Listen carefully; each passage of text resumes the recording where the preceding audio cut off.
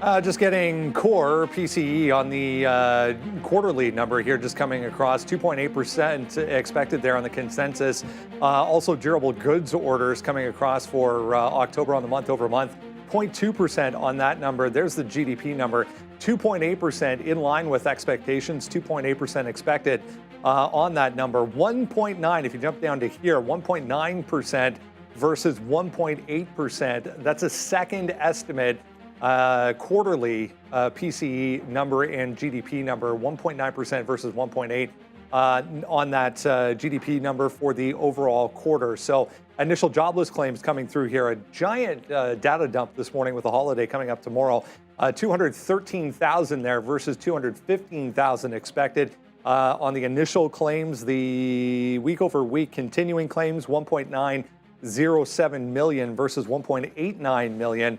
On the continuing claims, we will get the monthly GDP, or PCE, I should say, coming up this morning as well.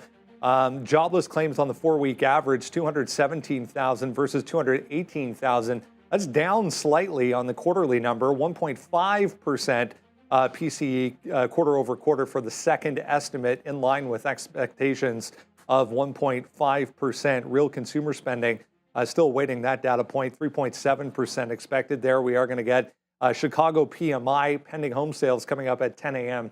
as well. So a lot to sift through there as far as economic releases. Again, with the holiday coming up tomorrow, they're getting everything out of the way all in one shot here. We barely moved on that overall for the market. Still red on the morning here for the NASDAQ, only 0.09% at this point after yesterday, pretty much back and forth right across the board. Durable goods basically flat, but positive for the first time in 3 months, just hearing as well. So a good reading as far as that is concerned. Lots of things moving around here on the individual side of things. More earnings to sift through this morning. Just saw Tesla pop up here in front of me. Just, I guess, took out session highs there. 340.85. Pretty ugly sell-off into the close yesterday once again. For Tesla. That was dragging down the EVs pretty much all day yesterday. Yeah, these aren't bad numbers, Brendo, that we just got here. Good consumer spending still happening. PCE coming in line. It's really not bad. Jobless claims continue to decrease, so not a bad look overall for the economy. Yeah, I build on your point with respect to Tesla. Some headlines today for this one. Looks like he's incentivizing, Elon Musk incentivizing some end of the year purchases, basically giving about $1,000 worth of a referral for anybody who does a referral. And then if the purchaser gets $2,000 off, so we'll keep eyes on that, as I think he's trying to hit his targets. Lots to talk about today. Dell in focus as they reported. CrowdStrike reported as well. A bit of a mixed report there. SMCI paying off some debts. They're up on the day. And we got some China data, which is, not the best, but has some of these ADRs up on the morning. Yeah, big time. Just saw XPeng, NIO, Li Auto, all better part of 3% to the upside, 2.5 for NIO, but 3.5 for XPeng right now. Just to jump back to that GDP print, it was a little bit higher than expected, so maybe making up this market move to the upside. 1.9% versus 1.8% again on the quarterly number there, so a little bit of an uptick. Offsetting that, possibly this PCE quarterly preliminary number, 2.1 versus 2.2. So a little bit on the downside, which is, can be viewed as positive anyway. So again, more to come at 10 o'clock on the economic calendar this morning. Initial jobless claims, if you missed it, in line with expectations. Market, ho-hum. It's the day before Thanksgiving. Yeah. Thanksgiving. Some housekeeping. We put out a bunch of stuff on social media about this yesterday, but we'll touch on it throughout the day today as well. Coming up on Friday, Black Friday, we're going to have a special Q&A style stream. Everyone's going to be involved. It's going to be the dashboard, if anyone has seen on the second channel throughout the day. If you jump over to the dashboard where we have the positions, we have some news headlines. We're all going to be involved in this. It'll just be more conversational. They're doing construction in our, let's be honest, they're doing construction in our studio. So we're getting kicked out for at least Friday, we hope, is the only day. But yeah, they're replacing pipes in the ceiling. We're giving them 4 days, 4 consecutive days to get this done. So we'll see. But yeah, it should be good. Yeah, it'll look exactly like that. Thanks. Hey. So it'll look exactly I mean, minus the position board at the bottom, but we'll all be there, and it'll just be more conversational. We'll just kind of hang out and talk shop. I'm excited. Yeah. We're going to be at home. We're going to be webcamming from home. I'll show you my dogs. Everything will be fun there, but it's good because I think the viewers have probably had enough of all the drilling. Oh my God. And everything that goes on in the background, so that'll be nice. Yeah, I know we've had enough of all the drilling in this place. So yeah, we're going to get this done hopefully all in one shot. My dog will definitely not get out of bed for any of this, so don't expect that. But anyways, Sean back in the building this morning. Good to have you. Here we go. Great to be back. Obi, how's it going? Good. How are you feeling? Yeah, we're feeling great. Feeling great. We had a little tickle in the throat. We went to the Santa Claus parade there. Everything was feeling fine. And then that night I was like, you know what? I don't know. Maybe I don't know what it was, but I feel fine. I didn't want to come back and spread the love, but apparently, yeah, that's already been done. So I see Ramin's not here today, and I know Neil took the day off now, not feeling well apparently either. So. Yeah, get well soon, and it's coming on a good time because now we have the break. Yeah, we have a bit of a. I'm actually feeling bullish today. Okay. Yeah, so now we have Thanksgiving coming up. Any plans there? Not a big thing here, I guess. Yeah, no, nothing too crazy. I think I'm just gonna catch up on some work over the weekend. Yeah. We're going to go and cut down. We have a family tradition, and I always post it on Instagram. And we go and we get our tree. Okay. So it's a brand new. How far do you go for that? We go about an hour. Okay. Yeah, just north of Orangeville there. Yeah. Yeah, we go to the farm and the kids go out and they pick a tree, and then this is like you feel real manly about it. Yeah. You grab the saw and you just start going at it, and the kids are like, cool. You know, go faster. I'm like, I'm trying over here, you know. Like you guys are like, it's all you. 12 you cut and down 10 years old. Yeah, I'm cutting it down myself, man. And then kids don't help, or. Well, they have, I mean, now they're getting bigger. Right. So I'm thinking about getting them to help a lot more now, you know, maybe potentially even, yeah. I'll hold the tree. You know, it's about time my kids learn what such a great supervisor I am.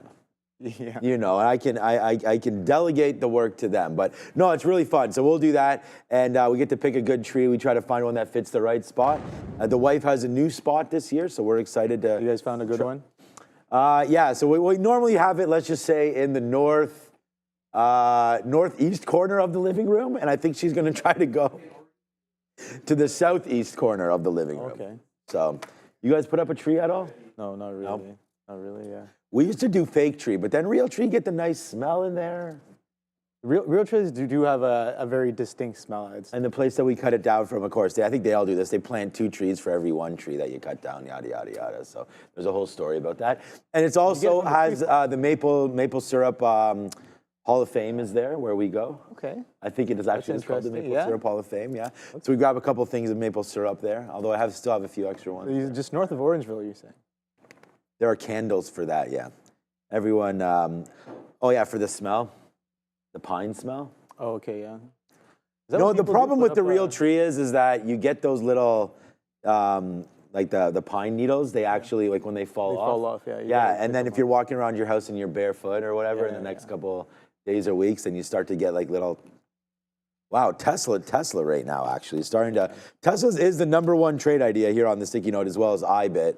But right now, I mean, you are really starting to go to the upside rate here. I don't know. I was thinking, like, is Elon Musk going to be like one of the most important people in this guy's cabinet or what? Because there's going to be a lot happening. We had that tariff talk yesterday. I don't know.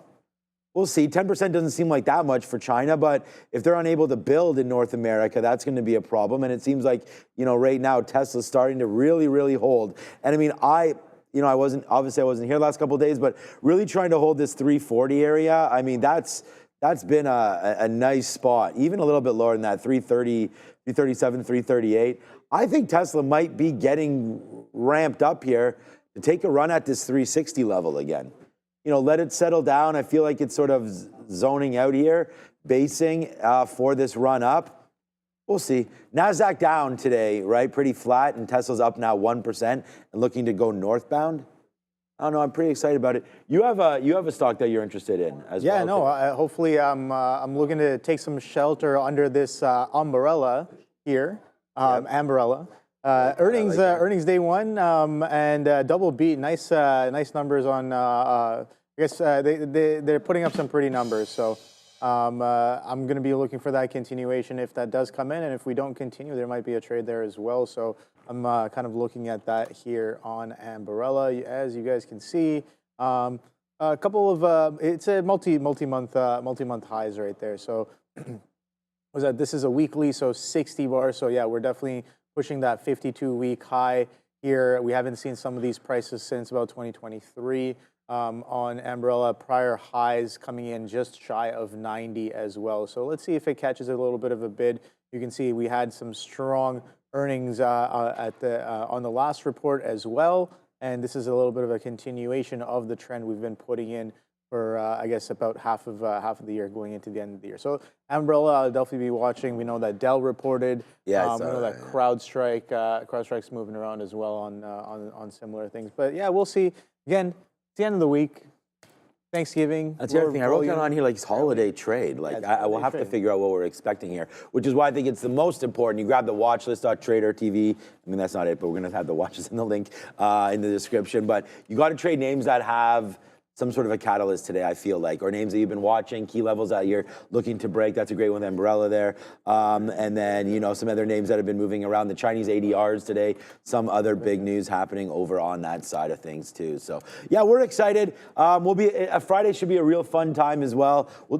Excuse me, we'll do a little bit of a Q&A and we'll get ready to go on that. So we're really excited. And then football, of course, tomorrow, Yay Sports. Oh yeah, I totally forgot about the football tomorrow. It's my daughter's favorite team, the Miami Dolphins, versus America's favorite team, the Green Bay Packers. And that's going to be happening tomorrow night. So that's the primetime game tomorrow night. Miami at Green Bay. America's team used to be the Cowboys, but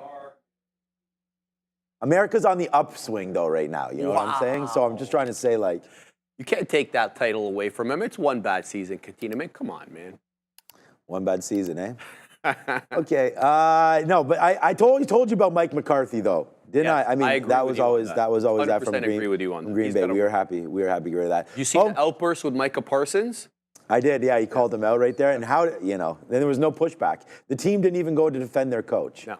You know. Okay, this is something here. I love this. Thank you, Fabian, for putting this up here. Which is the best? So my wife has an affinity for canned cranberry. Basically, it is not a turkey dinner unless you can see like the marks on the canned cranberry. So this is exactly what it is. So it is canned cranberry all day. You have to be able to like slice it with a knife and all that. I prefer the homemade cranberry, but don't tell my wife. But I think it's not a Katina holiday season without the canned cranberry. Of most important, you a cranberry guy? Yeah, of course. And canned or homemade? I'd say homemade. Yeah. Homemade. I mean, I think you're probably right about that one. Tastes much better. Yeah. Taste most things homemade will taste better than well-processed things. Yeah, you can taste like that. It's synthetic. Yeah. It's like. But that's why the not canned real. is so good, because you can taste the metal and you can taste the processedness of it. Man, people probably aren't glad I'm back, but I'm glad I'm back. All right, it's 8:43. Let's throw it back. Is that actually winning right now? Canned? What is it? Homemade. Homemade. Okay, good. People losing their minds. Here's the yields, or 10-year. Wanted to start things off after that GDP print. We're downside right now on the 10-year. Anyways, here's the dollar.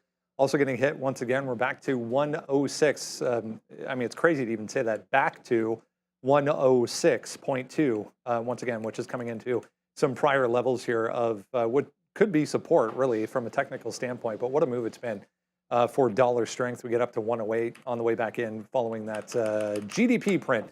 Tesla is still going, 1.1% right now for Tesla, back to the upside. I mean, there's a few little small caps moving around this morning. I mean, it was a pretty good day for small caps yesterday. I wanted to mention CrowdStrike as well. We'll touch on some small caps here in a second. CrowdStrike just ripping right now, back towards 360. First $1 billion quarter. I'm going to grab that graphic. I'll show you in a second here. But first $1 billion quarter here for CRWD. Look, Brendo, it sold off yesterday, and I think there was just some profit taking because I didn't see much wrong with this report. Once I read the articles this morning, kind of digested what the street was thinking, it looks like it was really an underwhelming Q4 revenue guidance. They guided up, so they didn't guide down. It was above expectations, but the street's always hungry for more. I guess they didn't feed them just enough this time in terms of guidance, so sold off a little bit on that. But I was watching this at 8 p.m. yesterday, hold that 340 level. We're back above 358 right now, so the recovery is well on its way. Still lower than that 380 that we got to on Monday, so we'll keep tabs on that, Brendan. Yeah, I mean, cybersecurity has been all the rage all year long. That's not a bad looking chart up and to the right, as they say. Just got there, but 1.010.2. So that's only going back to 2020 as well, which you and I were talking about is now almost 5 years. Unreal. It's, yeah, depressing. Unreal. $1 billion, guys, in revenue for CrowdStrike. Wow. That's yeah, with a B there. I mean, I guess they didn't have too much, fallout from that sort of software upgrade. But wow, I mean, CrowdStrike is almost positive now on the day. So you want to talk about guiding lower. Yeah, well, that didn't last for that long. I mean, right now, you're up to 360 right here. So yesterday afternoon, you were at 361.75. I almost think we're above that. I don't know if we get above 364, 366 before open, but I really think that we are now starting to climb back up there. As the market says, you know what? It's the right space at the right time. And I just think that is the key to all of business, really. I mean, it's like real estate, price, place. You got people, you got 3 Ps there. You got to have the movement here in order to grow this company. So like this move back in here in the last couple of days. So there's the hit, it falls back in 2 or 3 days in a row. I don't know if that's jitters or not. And then the report comes out and it's actually a fine quarter. But as you said, the guide is maybe a little bit light there. 84 to 86 versus 86. I mean, it's not horrible, but at the same time, it's just being bought right back up. All it does is find the same support right here at 340 and really start to go up now. You're not going to be able to buy that 340 again. So the only play to do here is a fade back into VWAP. I mean, we could see that Pan W. I was going to say if this caught any shrapnel, it's the same thing as before with Target and Walmart. We know we like Pan W a little bit better, but at the same time, they're performing very similar. Nice downside move, trying to break out back up to the top right now. Doesn't look like Pan W is going to be a play today, so you got to go back to CrowdStrike. I like these play back into VWAP. We always say when there's a gap, play to VWAP. The only problem is it's a negative day for CrowdStrike. But if it comes back into here, that might be too negative. That'll put it back down to about 2.5%. I like this area, 352, 353. If we could fade back into there, for me, that's a buy. Going green on the day would be real nice. What about taking out yesterday's high of 366? That's even nicer. So we'll have to see if that can come through. I think CrowdStrike has that opportunity to blast through yesterday's top. So 367 or so for CrowdStrike on a big mover there as security remains in focus. I mean, we have right now, apparently Russia's making like inroads now into Ukraine, and that's not getting any better for Ukraine, right? We have Donald Trump coming on board here. That's going to be talking China. That's going to be talking about Russia, all this kind of stuff. Hacks, things like this going to be going through. I think national security remains a huge issue. CrowdStrike, Palo Alto, Cisco, everything that has to do with security, I think that's going to be a big thing. And I think CrowdStrike's a win from here on out. Too bad you got it at a discount last night, but not right now. Yeah, no, I'm actually surprised. I was watching this overnight. Yeah, pretty much coming all the way back here to some of the reference prices from yesterday. Yesterday's close again being around that 365 mark here. But you already know what I like to do. Again, shout out to Brian Shannon. I was listening to the market recap yesterday. He had some good insights on a few equities there for sure. But yeah, no, anchored VWAP right here to the earnings reaction. We've already claimed it. I was actually looking for this 350 You can see that we wicked off of it there in the after hours as well, and we've reclaimed it. So that some strength coming in off of 7 a.m., the volume that kind of comes in. We've only been bidding up all the way to 360. So this one definitely going a little bit higher on the priority list after it's done this, after the open. I was looking for that continuation, maybe a pop into 350s. But you know what? That instance of I guess, a potential outcome is not really happening right now. We're coming all the way back.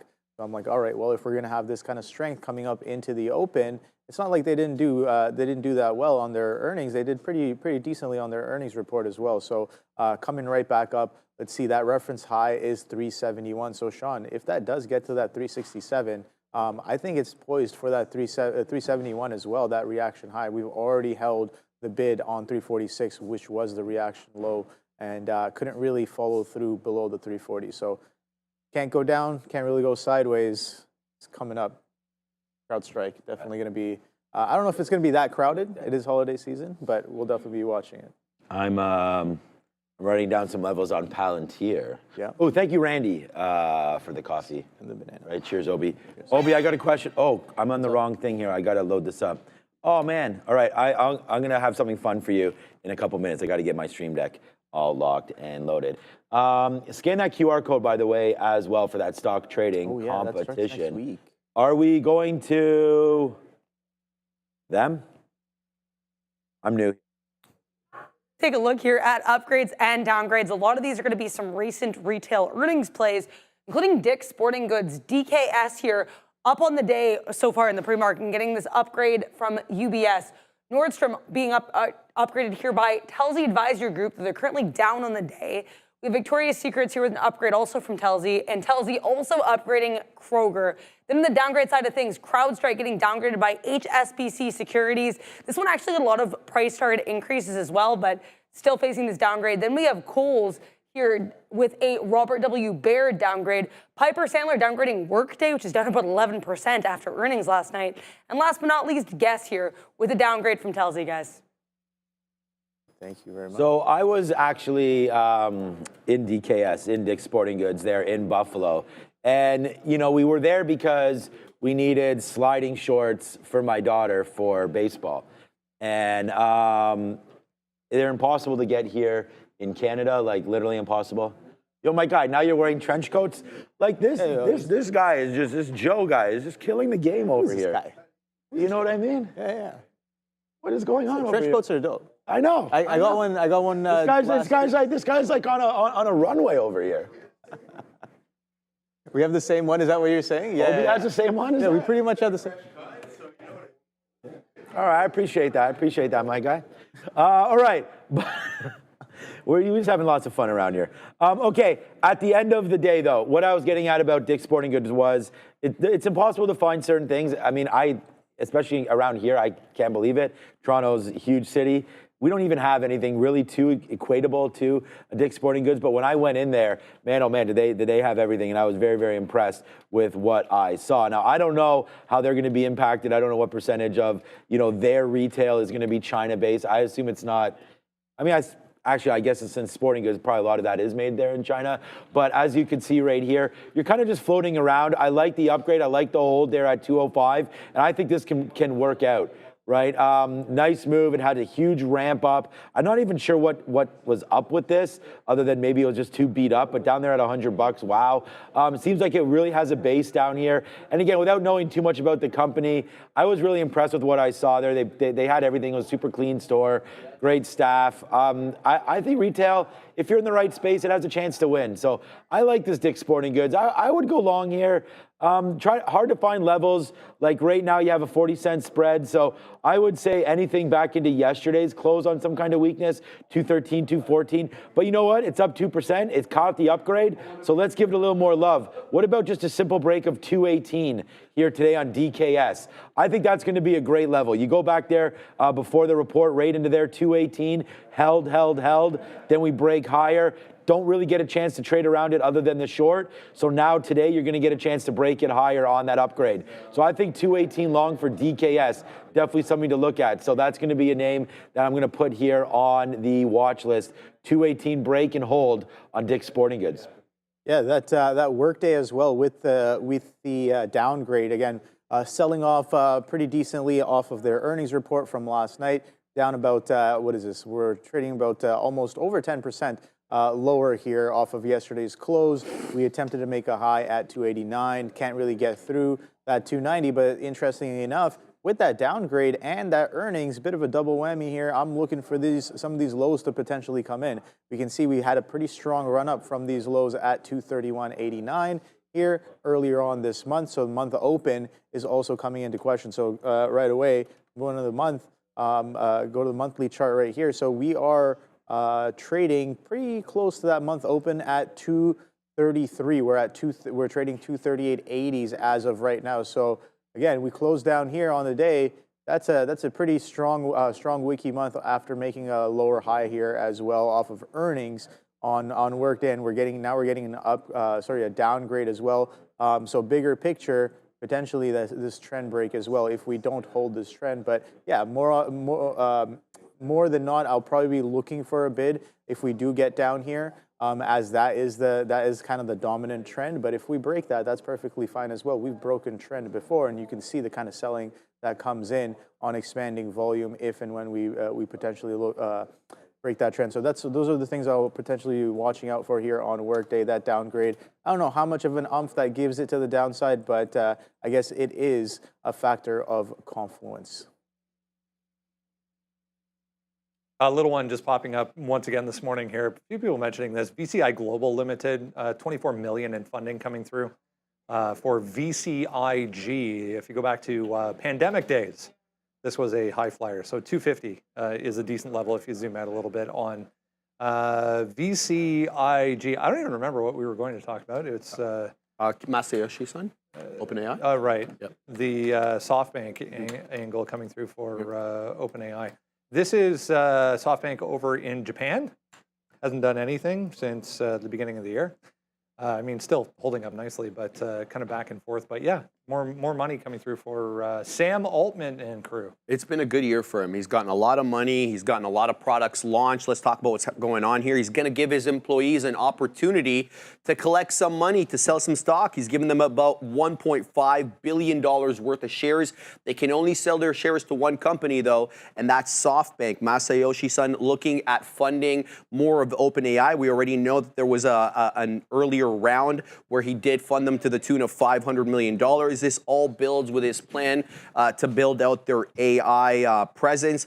OpenAI's valuation now has surged to an eye-watering $157 billion, Brendo, despite the fact that they had $5 billion in losses, but they did bring in $3.7 billion in revenue, so growing. Yeah, early days, obviously, still. Microsoft, meanwhile, relatively strong. We'll spin this back towards the stock.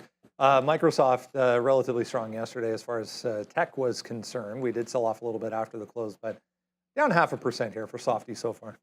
I think Microsoft is one of those names that, again, like at some point it's going to be the next one to start to get going. You had a great opportunity to buy some down there at, well, it's still on DKS, at 410 is what I was going to show. Right down into there. I mean, 410 would have been pretty much the bottom. You know, I think you could have supported it the last couple of days down there at 415, 420, where we're starting to break out through right now. 420 was that 50-period moving average. You also had the 50-period, and you don't see this too often, 50-period and the 200, just how closely, like this stock hasn't been able to make up its mind, basically where it's wanted to go. Even if you go all the way back to, let's just say here, which would be July. So middle summer, you're just basically at the same levels. You went, you know, down $30, you know, up, not even that much, up 15, you know, back and forth.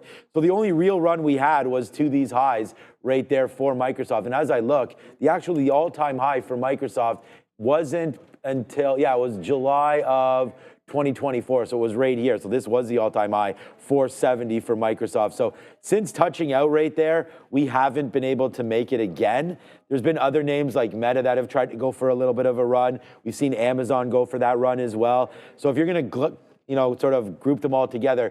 Tesla, I think, is trying to go for it again at that 360 level. So, yeah, I think Microsoft does have a 340 in it for sure. 440 in it for sure at some point in the next week. You know, maybe even We don't have enough time this week, but definitely by next week, yeah, up into that run, holding out for that. I like these moves. You know what? The thing is, Best Buy came out and said maybe better PC sales. Well, that should be good for Copilot. That should be good for Microsoft and Windows and things like that. So, again, I like the stock. I like everything that's happening with OpenAI. Obviously, they got their money in there real early. It's down today, which is a little bit considering where the market is, market only being flat or down 0.18. It hasn't really moved at all this morning. So for me, I would like to wait on Microsoft for an early trade. But, I think for a long-term portfolio, 415, those are just great buy areas. So we're already underneath VWAP, so there's not really too much to support here on Microsoft. And plus, it's a $425 name. I'm going to stay away from Microsoft for today.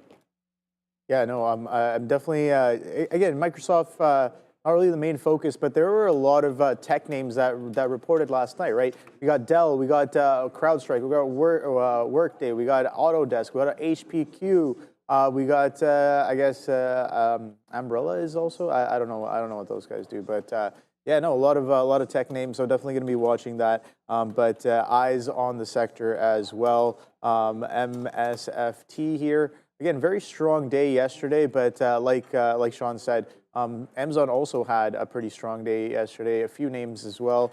We know that Apple kind of closed near its highs. We're retracing some of those as well. But Amazon definitely going to be on watch for me as it is pushing even higher, or attempted to push a little bit higher here into the close and in the pre-market as well. So very, very strong close there on Amazon.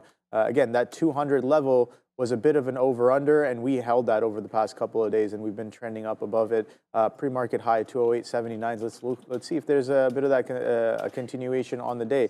In terms of relative volume, it really hasn't been doing too much over the past couple of days. Yesterday, yeah, it was averaging above 1 times relative volume, but nothing too crazy. So yeah, definitely some of these tech names on watch, but the tech names off of earnings, like CrowdStrike or a Dell or a Workday or an Autodesk. HPQ as well, not really doing too bad. Again, to the downside. So when I say not really doing too bad, in terms of showing volatility and some moves there in the pre-market and in the after hours in the pre-market off of their earnings report. So definitely ones to keep an eye on the day today. And yeah, tech sector is always a watch. All right, let's get into what we need to know here as we head towards the open on a Wednesday morning. Sharif's going to have a look at the market. 60.38, guys. That's where we closed out yesterday on the ES December contract. So we did defend that 6,000 point level that we talked about, but we're still below 6,050, which was the top that we got into on November 11th. So we'll look at the same levels. We're looking at 6,000 or possibly actually 6,020, which was the high, the closing print from a few days ago, and we'll look at 6,050 as resistance. If you haven't done so yet, make sure you take time, jump down to the description. Top link in the description of this video is to the watch list. All you need is an email address, and then you can have that for free every single morning. The market is open. We'll send this to you. Has everything on it you need to know in the pre-market, what's moving around, and why. Here is Bitcoin this morning, back in green territory. To the upside decently as well, 2.5% right now. We're back above 94,000 and change, 94.5 even, coming into play after back-to-back red days. A lot of people talking about MSTR past couple of days really to the downside in a huge way here. A few short notes of late on MSTR. We are bouncing here in the pre-market. Yep, 8%. It's been a volatile week so far. Oh, God, yeah. Especially for MSTR. With respect to Bitcoin, nice defend. Currently defending that $90,000 level. We'll continue to watch that. I was reading an article this morning talking about the macroeconomic influences on Bitcoin. So it looks like the FOMC minutes that came out yesterday did hint a little bit at a pause possibly in December. That is not good for Bitcoin as it is benefiting from the decrease in interest rates. With respect to technical analysis, this article posits that there should be support levels at 89,900, and then if we continue to move down 75,000, the next support level there, Brendo. Yeah, Coinbase still holding up here nicely this morning as well, 3.2% right now in positive territory, still hanging on to $300. All right, responding to some messages. I was like, why is my phone blowing up? All right, so on the trade of the week, and by the way, thank you everybody for supporting that. We put out a great YouTube video here. I'm actually going to find it and show it to everybody, where the four of us, Joe, myself, Neil, and some guy named Sharif, put out a video on our trade of the week, and it was right here. I hope you were all able to see it. It got quite a nice bunch of views there. So we talked about it. I talked about IBIT. So anyways, we're going to run into an ad here, but at the end of the day, there it is. You can go find it. Over 5,000 views of that. Hold on, what did I... 4.8K, so getting up there right now. And again, new format, no thanks. There's Joe here. A bunch of us went through, there's Joe's trade, here's Neil's trade was SoFi, here's Sharif's trade right here was Mara, we'll talk about that. And then my trade right here was IBIT. So again, thank everybody for supporting that new sort of format. The comments were fantastic, and again, thank you for all of that. I said that I really like this 53.50 area for potential dip buy opportunity. Well, man, oh man, did we ever come into that. So we felt like we were pretty smart there when it held 53.50 at the close, but then it opened up yesterday and still did pretty good. But what did we do? We bounced off this 54, made a move all the way down to 51. But you know what the thing is crypto supporting 91,000, and then today you come right back up and now you're at 53.80, putting that 53.50 trade back into the money. I want to try to support that. Has nothing to do with the trade of the week or anything, but this is a 5-minute chart right now. You see this 200 period moving average? It's what I talked about in that video. You're starting to slope down here, so obviously we want to play short if we're underneath it, but guess what? Now we're trying to go higher here, so we can use this area for some support. That's 53.20. I wrote down here on today's sticky note that I like 52.50, but again, we wrote that down as we were down here, right at 7:30, we were at 52.80. So I thought, hey, if we dip down a little bit into yesterday's support, we'd like to go long. So for today, I think early we'll wait for that kind of a play if we can get back into the 50 period moving average down here on IBIT. But if not, if the market keeps ripping, and by the market, I mean, we're just going to look at Bitcoin now 94.4. Oh man, I didn't switch over the thing still. I still have your stream deck on here. But Bitcoin continues to make a move higher here. It's making a nice move. So I think we can continue to support IBIT, especially if we're going to hold in and around that 91,000. And oh boy, Obi, has it been an altcoin movement one more time here today. Shout out to Nimit and everybody out there that's also holding some of these altcoins. Look at Ethereum today. Wow, Ethereum 3,500 right now, up 6%. So we talked about that. Neil and I always sat here and was like, why is Ethereum 3,100 not following Bitcoin? Right now, they're trying to run both of them, but it looks like Ethereum's starting to go. Ripple continues to go on that Gary Gensler news, of course, as that starts to get a little bit better. Solana's had its day in the sun a little bit. I did sell some around 258, now 237, starting to head back higher. That may be a mistake. Doge 39. Nice. We got to be happy for Dogecoin, man. I mean, it's holding out that spot 7 right there. Cardano trying to do something as well, up 21%, up another 11%, over $1 right now. There are names starting to go. Toncoin, right near Troncoin. So both these coins, maybe mistaken maybe for the same name, but you have a very similar market cap right now. So as you get to go, nicely done on this, 3.4 billion, a trillion, starting to go to the upside here as crypto looking to take off, and it's not just the big guy with BTC. Yeah. You're a Dogecoin kind of guy. Yeah, hold a little chunk of Dogecoin, let's say. But for many years, I actually held through the push through 70s. Right, when he went, I'll never forget that when he went on Saturday Night Live, that was the best.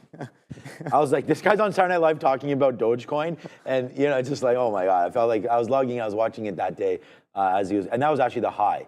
Yeah, and then it fell back in. But anyways, I avoided Coinbase and MSTR actually by accident. So is there anything? Yeah, sure. MSTR has been having a bit of a backside move there. We know that Bitcoin, again, looking at that chart, we are attempting to hold here in the 90s, but once again, want to point out that we are trading just a little bit below this trend that we've been holding since the middle of the month there.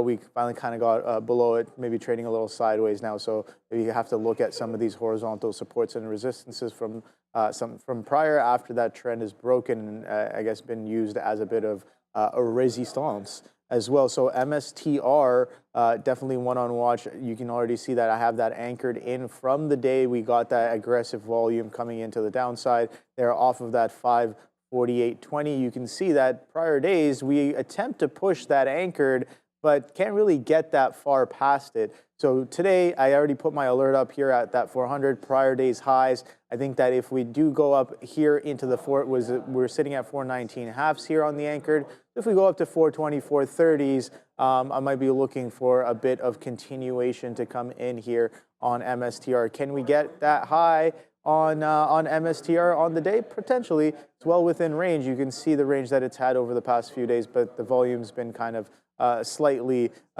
dropping off relative to the strong volume day that we had last Thursday. But yeah, nice little continuation. I'm going to be looking for that continuation to continue on the day today. But again, third week, last day before Thanksgiving. Maybe there's some buying pressure to be expected. I have no idea, but I'm going to be waiting and watching for that to potentially come in. Coinbase as well, holding a bit of a base over the past few days. You can see a little bit of last week and prior week as well. This 290-ish area, 295-ish area keeps catching a bit of a bid as it consolidates sideways on a bigger picture. So we kind of double top there at 343s. 343.90s and a bit of sideways action, but the bid kind of showing up on top of 290 as of right now. Let's see if that bid holds. If we do come back into there, maybe some local resistance just underneath that 320 at 317. So that's what I'll be watching on Coinbase. Maybe not really looking for any significant trades on Coinbase, but if MSTR does some interesting action, I definitely want to get involved in tickers like MSTY and some of the other ETFs that are related to MSTR. You can see that this one is priced a little bit more it's a little bit more manageable, just in my eyes here. What is this? Title Trust 2 Yield Max MSTR Option Income Strategy ETF. Nice. Giving you the same price action. That's what I'm looking for. So in terms of crypto, that's what I'll be watching on the day today. Where's Tesla? Tesla's not even on there. Do we want to? All right, we'll have to be fast here because I didn't want to. I thought Tesla might be on that board, but it's not. We did get a super chat. I actually have to. I don't want to ignore this. So right here from Vassal. Thank you so much. Good morning, guys. Can you take a look at Tesla for me? So yeah, let's just do that real quickly. And again, thank you. I thought it might have been on the rundown and I did not want to ignore it. And I mentioned everybody that we would be here. So I wrote down here for Tesla today, if we go over to our sticky note here and we'll just go and we'll find it. Oh yeah, here, this is me before having a look. There's my daughter. We were at the Santa Claus parade. It was a lot of fun right there as we talked about that. And again, go Pack Go. All right, so, and here it is right here. So I like Tesla 3360 dip buy opportunities into yesterday's close, but I actually think we might be able to hold 340. So I'm only looking long today again. And again, thank you for that. And again, just back into VWAP, into the 200 period moving average. I like this 340 area now that we're above it to hold. Reason I wrote down 336 was just, again, because as we're writing this, we're not breaking 340, but then we broke it. So as I was writing it, I was like, okay, if we break this, then we're probably going to like it for a hold back into there. So let's watch this straight off the jump. If we can get a 340 hold, I like it. Again, some of the talk about Tesla here, the referral program. If you grab our watch list, there's some notes on there. And I just think that Tesla right now, basing out, looks to be a great long from this level. So with all the news sort of behind it right here from Tesla, I just really like this look. Thank you for the super chat. And yeah, I'm going to be going long Tesla. So if you're thinking about it, I'll be joining you at some point today, hopefully in and around that 340 area. Let's go back to the desk.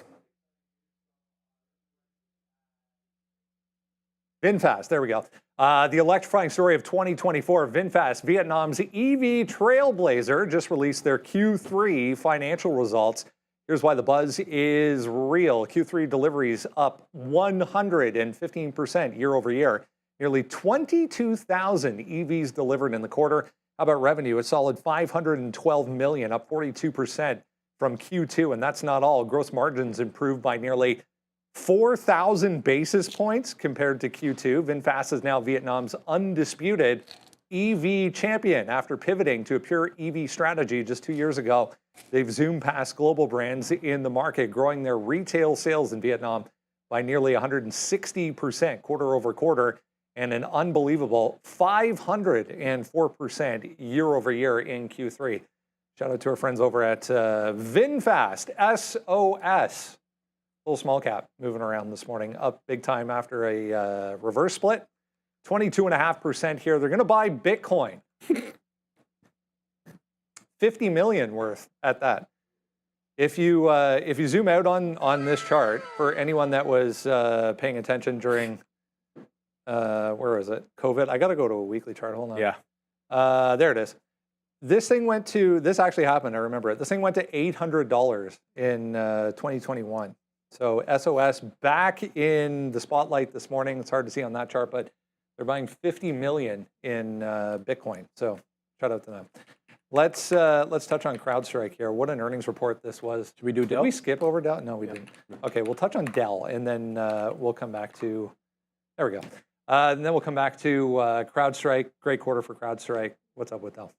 Dell, not a good quarter, mixed quarter. Let's talk about what they did well and what they did poorly. Adjusted EPS adjusted, by the way, that beat. Revenue missed. It was below what the street was looking for. Net income, their take-home money did increase by 12%, and the quarterly revenue also grew by 10%. But here is where it all falls apart. That Q4 forecast, revenue projected well below what the street was looking for, $1 billion below what the street was looking for. Same thing with the adjusted EPS. Profitability below what the street was looking for. Look, it's really driven by one component here because their servers are doing real well. Their AI servers continues to ship both what they've shipped so far and future orders, but the PC segment continues to really lag behind. Specifically, consumer PCs dropped 18% year over year, so we're still not seeing that upgrade cycle, Brendo, that we have all been waiting for after COVID. And will we, I think, is the more important question. I've just zoomed out here a little bit. Still a pretty good year, I guess, overall. I mean, that's the start of the year down here, 84, 85 bucks. It's up to 123. I mean, others doing much better, but yeah, 12% today. Ouch. All right. So yeah, bad quarter there for Dell, down 12%. Probably an opportunity to buy this at a discount. All right. So unusual machine shares right here. UMAC. Starting to get a little excited here, needless to say. Starting to make the move up. UMAC today announcing that, I guess, Donald Trump, I mean, here's the news from the Benzinga platform here, that Donald Trump has joined its advisory board. What? Donald Trump Jr., obviously, sorry. I was going to say the president's, I'm not sure is allowed to be joining any advisory boards, but right there, I mean, maybe they are, I don't know. But that is the news right here. So unusual news today on UMAC is Unusual Machines appoints Donald J. Trump Jr. as advisor. So again, I mean, you know, he might have some pull there in the White House potentially. So, you know, maybe there's something going on there. The short float on this doesn't seem to be too huge. That doesn't really mean anything. The float is only 6.9 million shares right now. So I just want to bring this to everybody's attention because it's now got mine as it's 7 million and really starting to go. The only problem is that announcement, as you can see, was when this volume started to go. So UMAC, you've already missed it, like $6 to now 11. So you're already up, call it 90% or so from like that sort of a situation.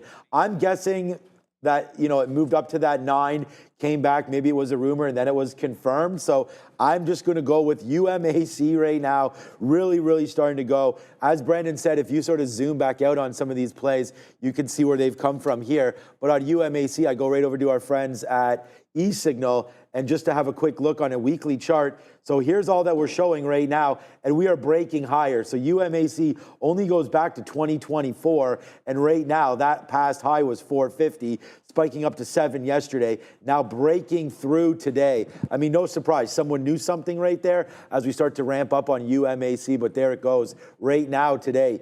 Huge move up. I guess it wasn't yesterday there. This was back in March, sorry, where we went a little bit higher there. That was a weekly chart I was looking at. But there it goes up through 11 and still going.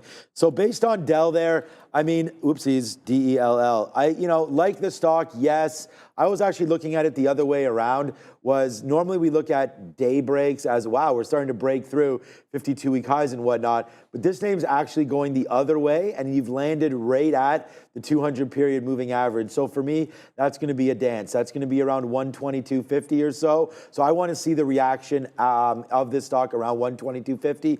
Now, the 200 period is just a line in the sand. So realistically, I don't think you drop any longs here until it breaks 120. That's a support level for Dell. I think that could come into play today, 120. So for me, maybe a small, you know, if you're planning on taking 100 shares of Dell, maybe you take 20 or 30 of them, so 20% or so at that 122 level, then wait to see if you get that 122 dip buy opportunity for Dell. So that would be that play. But again, it's extended, bigger move than expected, right? The market doesn't like it. So the 200 period could also come into play if we rip up. That's a short around 128.50. So I think we like Dell. Huge performer on the year, giving it an opportunity to cool down a little bit here. Could be a buy if it holds that 120.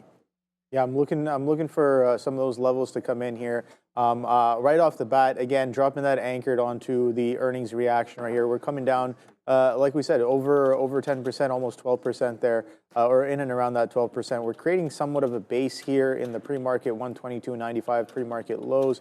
So just quickly taking a look back on a higher time frame, you can see some of these prior lows. So that prior low is at 122.6s. We're holding above that as of right now, and then a little bit lower. Yeah, that 120 kind of standing out as well. You can see that strong volume that did come in off of that 120 push there. But bigger picture, man, Dell's been trending up pretty much since we've broken the strong downtrend that we had earlier on in the year. I've been kind of watching it there. We hit a low of 86.50s. Only to trickle all the way back up to an attempt at 150 over the past few days. But this earnings bringing us right back down into prior earnings anchored, which we have done pretty well holding, and that prior earnings anchored is sitting at 21.47 as of right now. So yeah, I'll be looking for a potential bid if it can come into some of those levels there. If not, that's perfectly fine as well.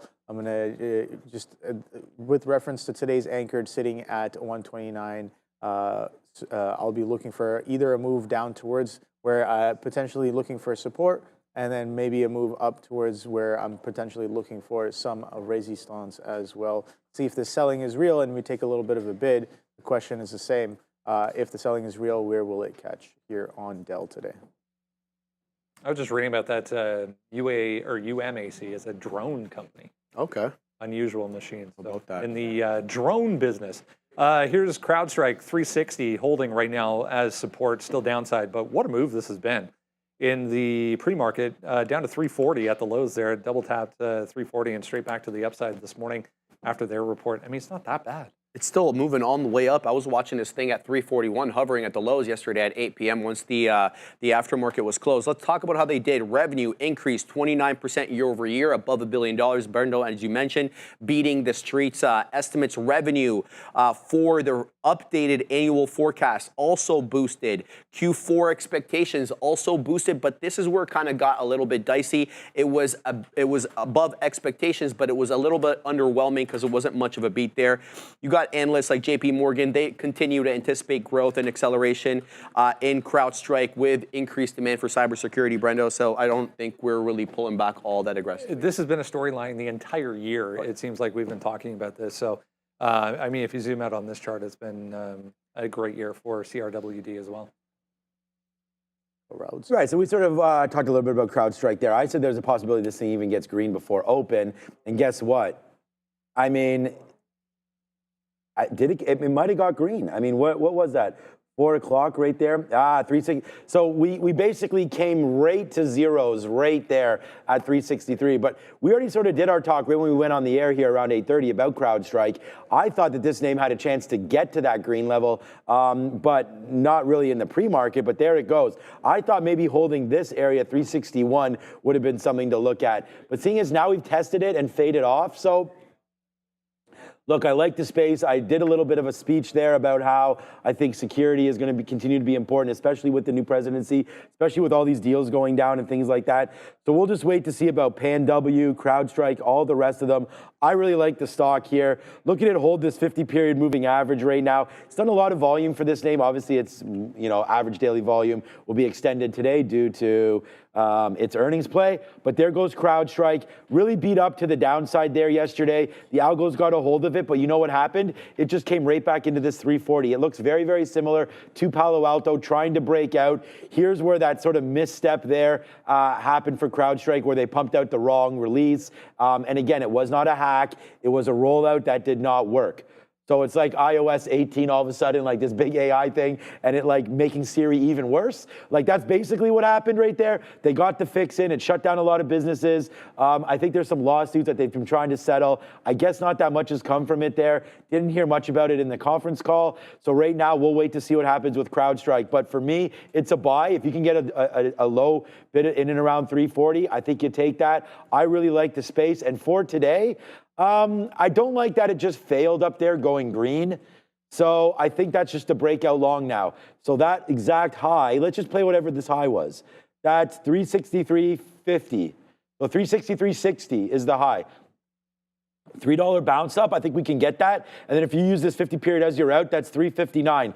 So just being a risk manager, like I think we all have to be, obviously as day traders, is you take that break long there. I think you can hold it for much higher. I think if they like the stock, it will take out yesterday's high of 368. So that's $5 that way. And all you'd have to hold it is basically for another $3 or $4, $5. So, you know, the risk to reward rate here is just a little better than 1-to-1. But I think that could be your first out right there at 368. And then we can really get going on CrowdStrike.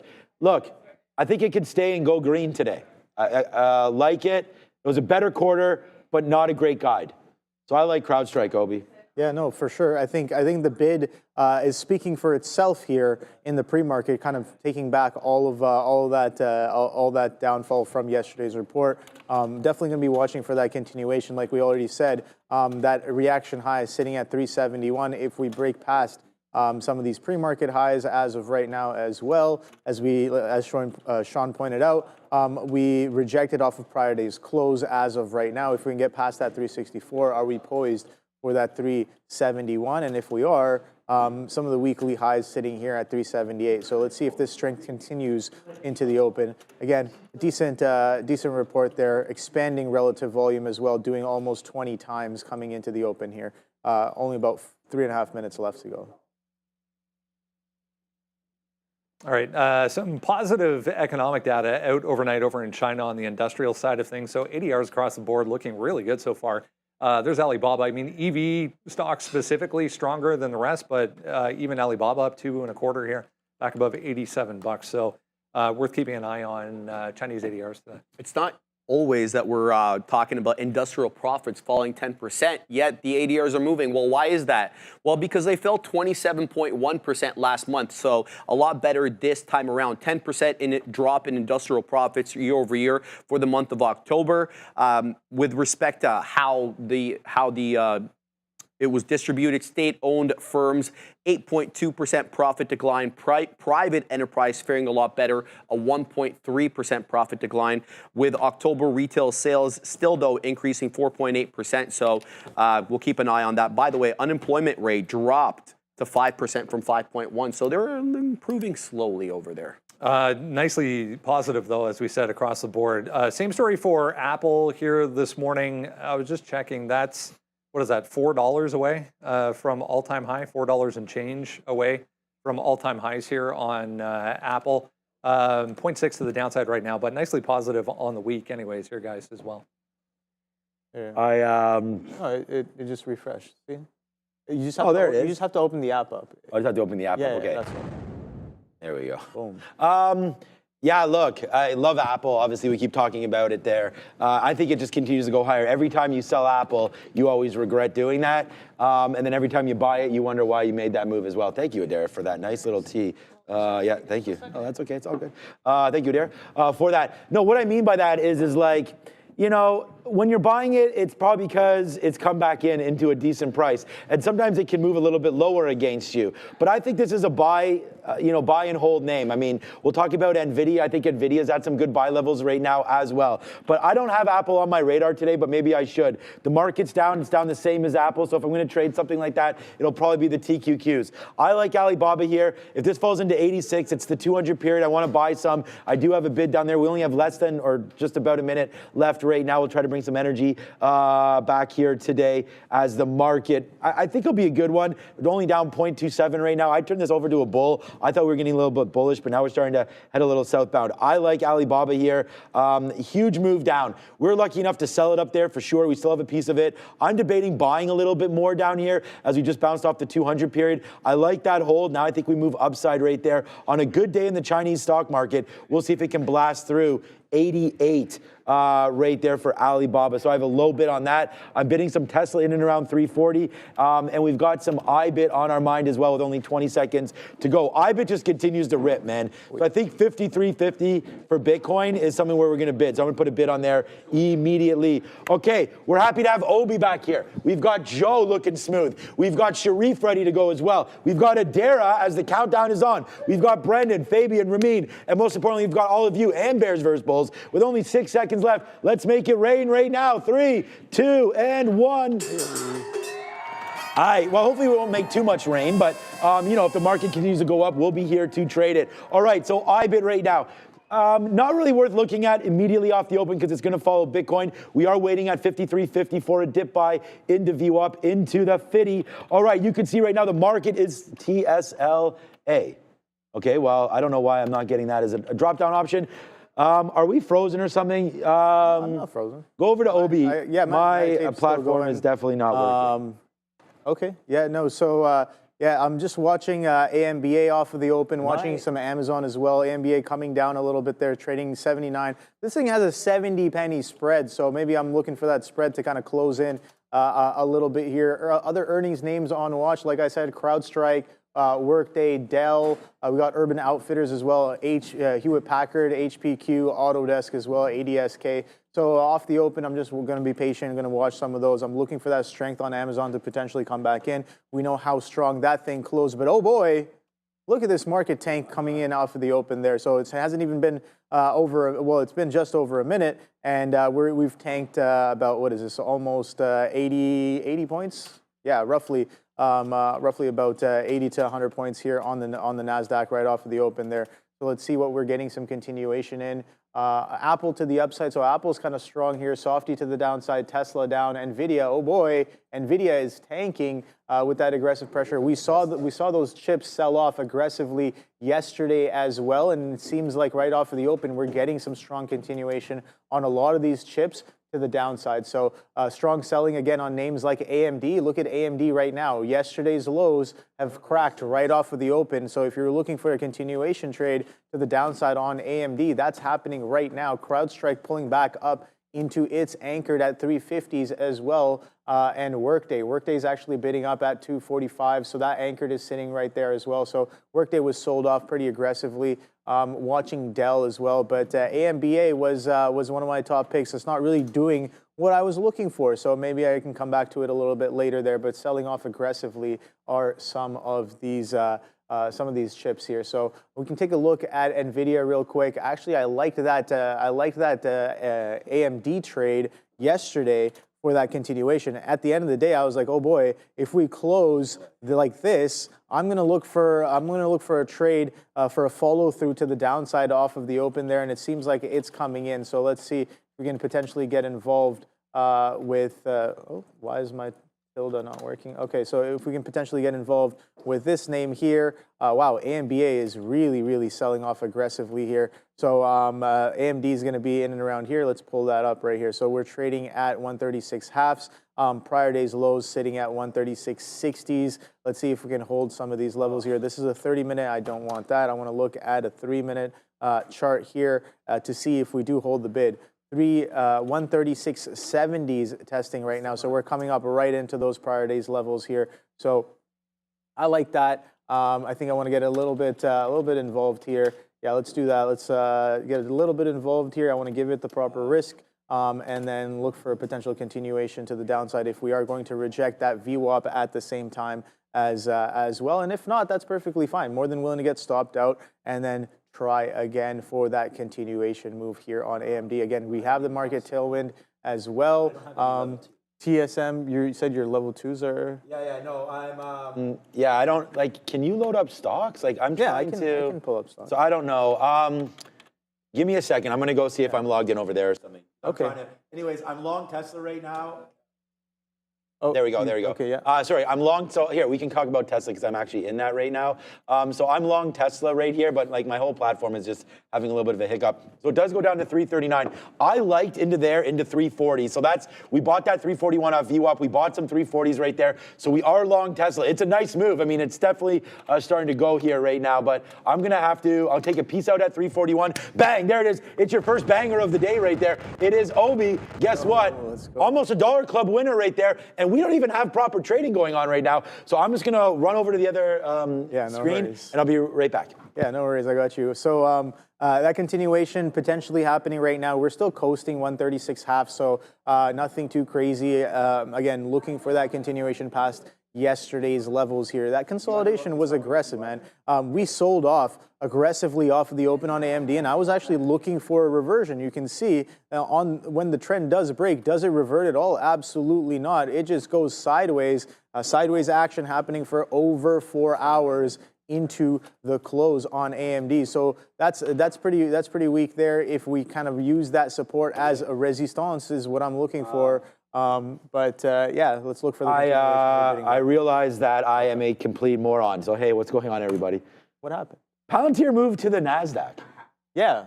So I'm here like typing in because I'm like, I want to get long Palantir. Okay. I'm like, Palantir.New York, Palantir.New York. I don't have New York entitlements. But yeah, it's PLTR.NQ. Because I go over there and I'm like, Joe, call up Palantir immediately. Like, I don't know why I didn't say that to you in the first place, but it seems like we are fine. I did have to log out and back in anyways, but that seems to have been the problem initially on the Palantir quote. So we are fine. So everybody that's here at Real Trading, my bad on that one right there. Because I really liked Palantir off the jump, man. I mean, we talked about it. It is a big name here on our watch list, on this, on the sticky note today. I liked it taking out that pre-market high. I mean, we wrote down right here, Palantir, obviously dip buys into 65.50, so that almost came in there, went down to 66.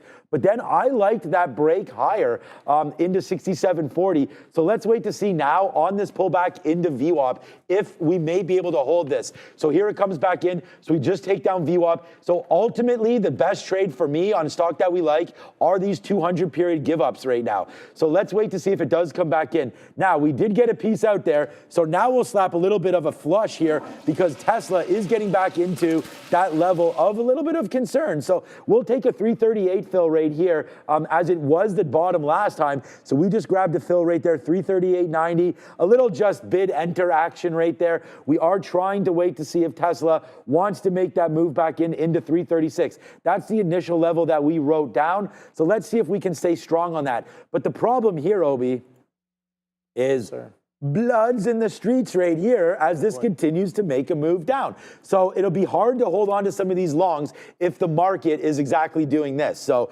for right now, we're into Tesla. We're only out of the trade right now, 60 cents. But we're gonna have to give it a little bit of room here. Tesla, where we're long at 339.60s. Yeah, so AMD kind of did do a bit of a pop. That was hilarious. Pop and drop there. Yeah, no, this happened yesterday as well with Neil, and I was like, yeah, no, it's on the Nasdaq now. Good call, man. Good call. I'm so down. Yeah, no, okay. Oh boy, here we go. So I did get stopped out on that pop, and I was like, oh boy, if you're not gonna do that. If you're not going to continue, I want to get right back in. I liked the price that I had before. I tried to get a little bit of a better price there in the 70s. I'm still sitting there on the 70s. Never really got me, and I was like, all right, well, if I'm not going to get taken passively, I'm going to remove some liquidity off the bid there. And yeah, 136.50s as of right now. Let's see if we can get that continuation to the downside. We're definitely having some market tailwind as well. What's up, Adara? Let's take a look here at VCIG. This is VCI Global. This one is a small cap here. We have a market cap about $8.7 million with a float of 1.07 million shares. So really small float to be aware of here. VCI Global basically announcing they've received a conditional letter of award valued at roughly $24 million from this company called Hextop Group, basically for its proposed data center project. So potential data center project valued at roughly $24 million for VCIG, guys. Okay, So, all right, let's just regroup a little bit here. All right, so right now, there it is. We do get that little dip down in Palantir. So now we're trying to protect that 66 area. We said 65.50, but you know what? With this kind of a move down, we just touched all-time highs again. Like, congratulations, by the way, anybody that's long Palantir. I mean, we've talked about this name over and over again. This continues to be quite the darling of the year so far, being added to the S&P, NASDAQ 100 now, switched over to that symbol. But the thing about it is, you're going to have to watch out for this stock now because it had a monster run up. And unfortunately, our charts won't do this. I need to speak to someone about that because now we can't even look at Palantir charts. But at the same time, this holding 66 needs to happen for me. If it doesn't, we're going to get out. The market is pretty much in a free fall right now. We've sat here and held longs before, and it's like, okay, at some point we got to get out. So here it comes right in. There it is, man. We have to slap a fail on that one. We were long at 66.35 there. So that's we basically get 66 with no slippage. So right there, that's a 40-cent hit to start the day on Palantir. Not really anything too dramatic there, but this market is coming in, boys and girls. There goes Tesla right now, coming into the levels that we liked. We like 336.50, so we actually have a decent amount of, not a decent amount of shares, a decent price, 339.25. It's not the best price out there, but we're getting closer and closer to our 336.50 area. So that's kind of the level that we need to see hold. And I'd hate to get flushed out of this one at the ultimate bottom as well. But if you're not going to hold in and around here, then yeah, we have to flush ourselves out. That very bottom is 335.70. Let's just see if it holds to yesterday's bottom today. So I like this trade, but it seems like it wants to go against us a little bit here. 337.50 might have just been the bottom. Let's hold out for this one. Palantir, I still want to get back into it, man. We wrote down 65.50 for a reason, but at the same time, that's pretty dramatic. We've seen this happen on Palantir. I looked over here, it was up 2%. Okay, now you're flat on PLTR. There's 65.75 into 66.50. Do we want to try it again? Maybe. So it just came into this level. Wow, that would have been great. 65.80? Maybe that's worth a hold right there. We're still on Tesla and still waiting out for it. So let's wait to see if this one can get going as well. Someone just slammed the bid, sorry. On AMD. I was just like, we were trading in the 60s, 70s. I'm like, all right, are we going to actually bid back up? And an order comes in and just slams the bid all the way down to 30s. So about a 30, 40 penny wipe down there on AMD, but still got absorbed. The volume got absorbed. You look at the volume candle, again, I have it here on a 30-second chart as well on the side. And yeah, some strongest 30-second volume bar on the day with that swipe down, and I guess that order got absorbed as we're not really trading any lower right now. Market's taking a bit of a bounce here off of some lows in the 20,860s there, 850s, and look at the ES as well. So strong wicking action on the ES. So catching a bit of a bid. Oh boy, there comes AMD. Let's so yeah, that strong wipe was absorbed. You have to kind of respect that a little bit here, but you know what? I got my stop in. I've accepted the risk on this trade. Let's see if it kind of works out. We're still trading, I guess,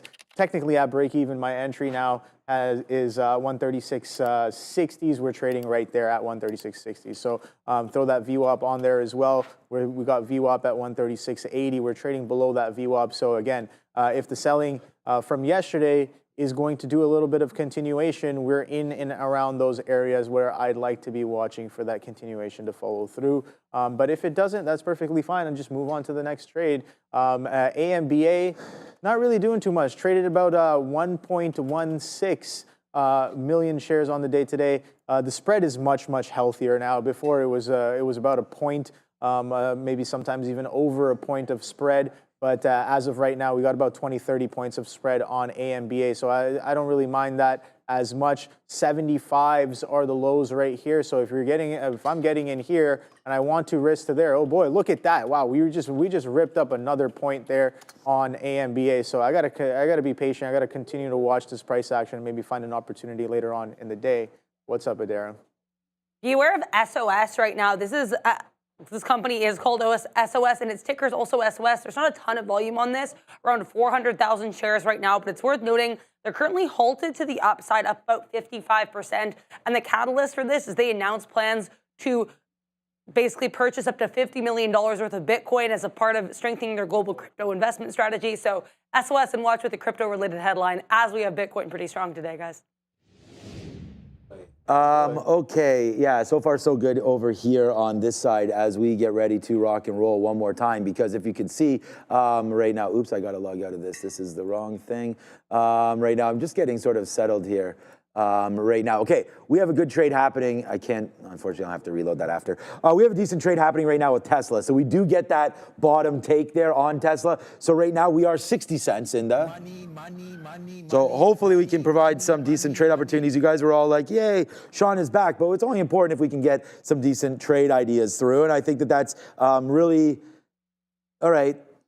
Can we take 340? I mean, right now, we're now $1 in the money on this Tesla reload. It's a bigger position for us because, again, we talked about where we wanted to put our money, and we wanted to put it down at 336.50. What was the low of the day here today? 336.56. I mean, I wish I could do these sticky notes when I'm off for you. 336.50 long for Tesla. So right there, we missed the bottom. I'm sorry about that, Sharif. We missed the bottom by 6 cents on a $400 name. All right, here we go. It's now $1.27 in the money and starting to go right now. So man, it's good to be back. It's good to have everybody here watching us trade. That's the best part about all of this right now. SOS circuit breakered right there. I guess that's on the Amex. I don't know. It's not loading up for me because I've already had issues with these quotes. SOS. We'll find that in a minute. But UMAC right now, that is an Amex name, and that was at VWAP as well. That name hovering around there. Oh boy, $1.50 now in the money on this Tesla trade as it continues to go a little bit higher. See if we can take down 340. I like it. I like it a lot. What's up, Derek? We just got Chicago PMI coming through here. So this actually came in a little bit lower than expected, 40.2 versus forecast here of 44, and the previous print there of 41.6. So again, a lower than expected Chicago PMI print.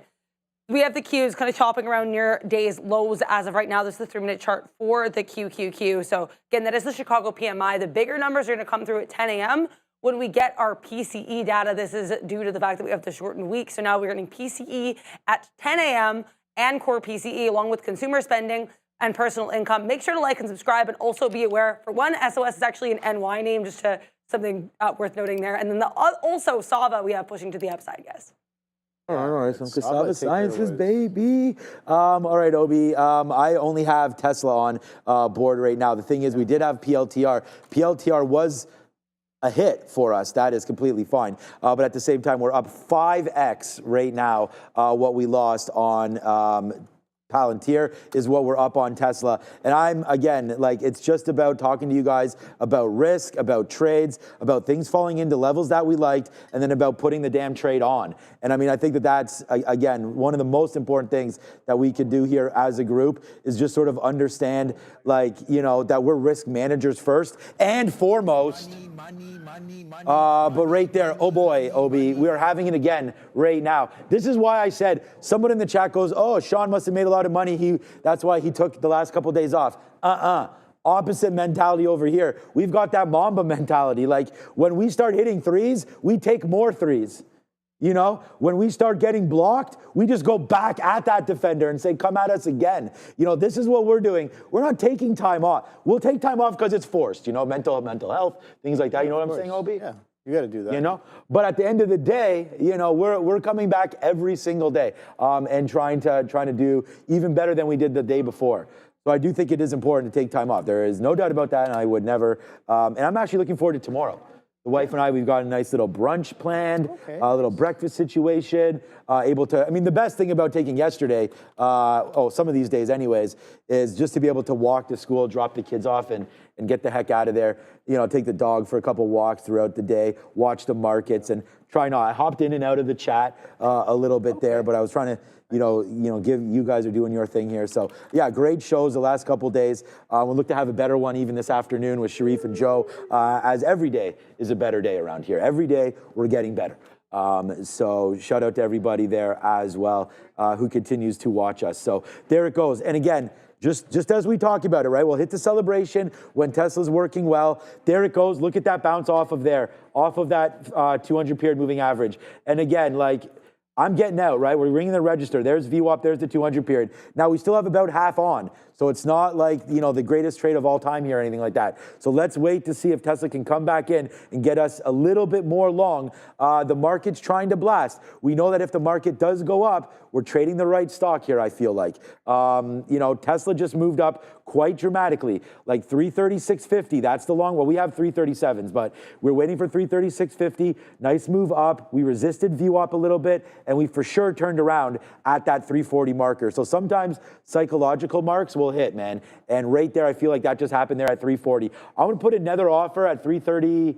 Actually, they're all the same, 339.40 there. My best out is 340.30. If we can get something else out around 340, let's do that. All right, so 10% coming out here at 339.80 if it gets back up to the upside. Sorry, 10% of our original position, 20% of what we have left. Trying to get that out if we get back up here, and here it comes right now. Yeah, I'm seeing that Bitcoin Palantir, catching a bit of a bid as well. Really? Bitcoin's kind of back up at 94s, 95s we're trading at. So we did hit a high of 94.88s here off of the open. Apple with a strong top wick coming in off of the open as well. Alphabet though, you look at that first 15-minute candle. Oh boy, that's a strong bottom wick on the first 15-minute candle. I was actually looking for continuation on Amazon, and Amazon not really doing too much here. Cassava right there on the first day when it came out, we noticed that $4 was churning a significant amount of volume, both on I guess lit size and reserves coming into the market in and around that $4 mark, and that $4 has been interesting. We get a wipe up off of the open there, and we're kind of holding in and around that $4 mark once again here on Cassava Sciences. So got to keep that one on watch. NVIDIA taking another leg to the downside here. 134 is coming in, but again, that first 15-minute candle, guys, is pretty strong on a few of these names. This is Google right here. So that 15-minute candle yesterday, we had a strong bid all the way from 167 halves all the way up to 169 80s. We come back into 168s off the open, and look at this aggressive bid that comes right back in. So maybe kind of showing us that yesterday's bid may or may not still be there a little bit here. But yeah, let's see if the market pulls back a little bit. AMD is definitely taking a little bit of a wash in and around this 136 halves. What's going on in Dara? Keep an eye on Lexin FinTech here, LX. This company is a Chinese ADR, so it could be running here with some Chinese ADR strength. We know Chinese names were pretty strong last night and this morning, but also LX actually also a day two earnings play. They released their earnings after the close on Monday. This company is about a $613 million market cap, float of 128 million shares, so pretty sizable float. It's definitely near day's highs here, so just be aware of LX, guys. You, Adara. We have a super chat from Hey Davis there. He says he wants to thank Adara for her accurate news reporting on digging up the truth on the fly. Well, that's a great job, Adara. We're trying to do that about the Walmart CEO. So thanks, Adara, for that one. Rumors the other day, Adara debunked some inaccurate reporting by Reuters. So, and he took some profit this AM. So I actually hadn't looked at Walmart over the last little while. I mean, it's a name that, 91, okay. That was it's a name funny that report. We know we want to buy. Do you know about the news that happened? No. They come out being like, oh, their CEO is, I feel like I do know is not really fired, but he's gone. He's leaving. CEO's leaving. They missed a comma in the sentence and didn't correct it until later. That was, and So what was the comment? CEO is... So basically, the CEO had said someone else was leaving, but then took it there was some confusion there. And on that note, I'd like to announce that this will be my last day. No, it's not. All right, bang, yeah. Thanks for that.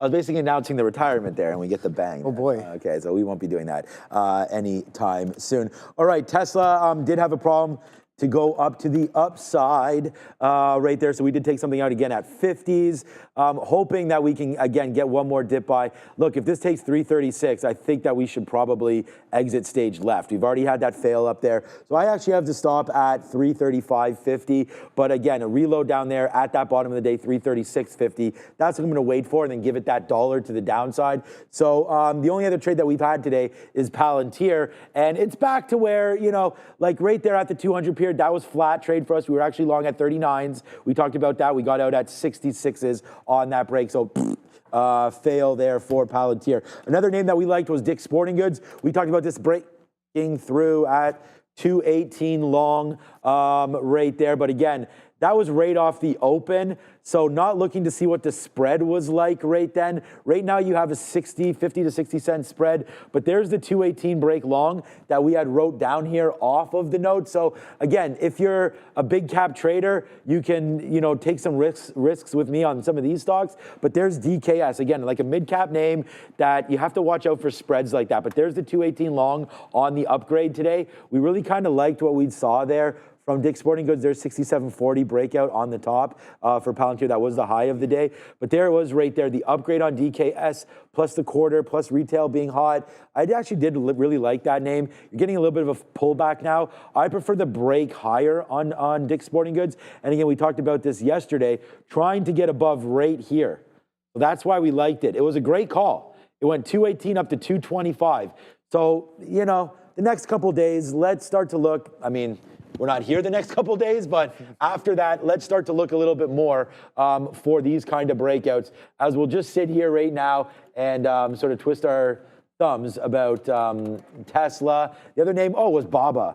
I know that you're still in AMD, so that's good. You talked about some of the sellers there at VWAP. So, okay, so Alibaba, again, we wrote down 86 long. It only came down to 86.50. We should have obviously followed the 200-period moving average. I like the ADR story here. Again, today, FXI, KWeb, some of these names starting to go higher. But the thing is, look at the relationship here. Baba higher, Dow, NASDAQ, S&P 500, all heading lower. But it's really the NASDAQ that's getting beat up. The ES is basically flat there on the day. NASDAQ throwing up all over itself right now. So we'll have to look for, you know, some names maybe like an Apple. So that's still 334. So let's find where the weak names are here. UMAC apparently halted again, and you would be correct on UMAC halting again. So shout out to all of the traders that are out there.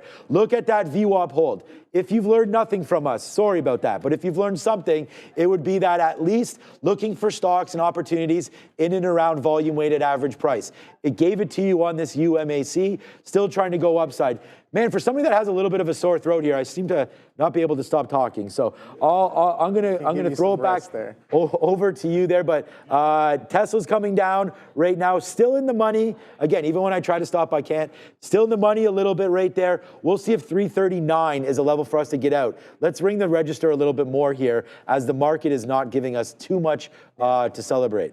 Nothing too crazy just yet, but a strong move to the downside here on the Nasdaq. And yes, the chips are doing a little bit of a follow through. I heard somebody, or I saw someone in the chat basically saying they don't understand this move on NVIDIA. Well, NVIDIA is about to break day low. That first 15-minute candle, strong wick. We only have 3.5 minutes left for this candle to print, and we're coming right back into some of those lows testing there. We can see that we had a bit of a downtrend here. In bigger picture, we failed to follow through those all-time highs at that 150 mark, and we've been trending down since. And coming into the end of the shortened week here, we're doing some more fresh lows with the market tailwind coming in as well. So yeah, you don't necessarily have to understand the move. You just have to trade the move.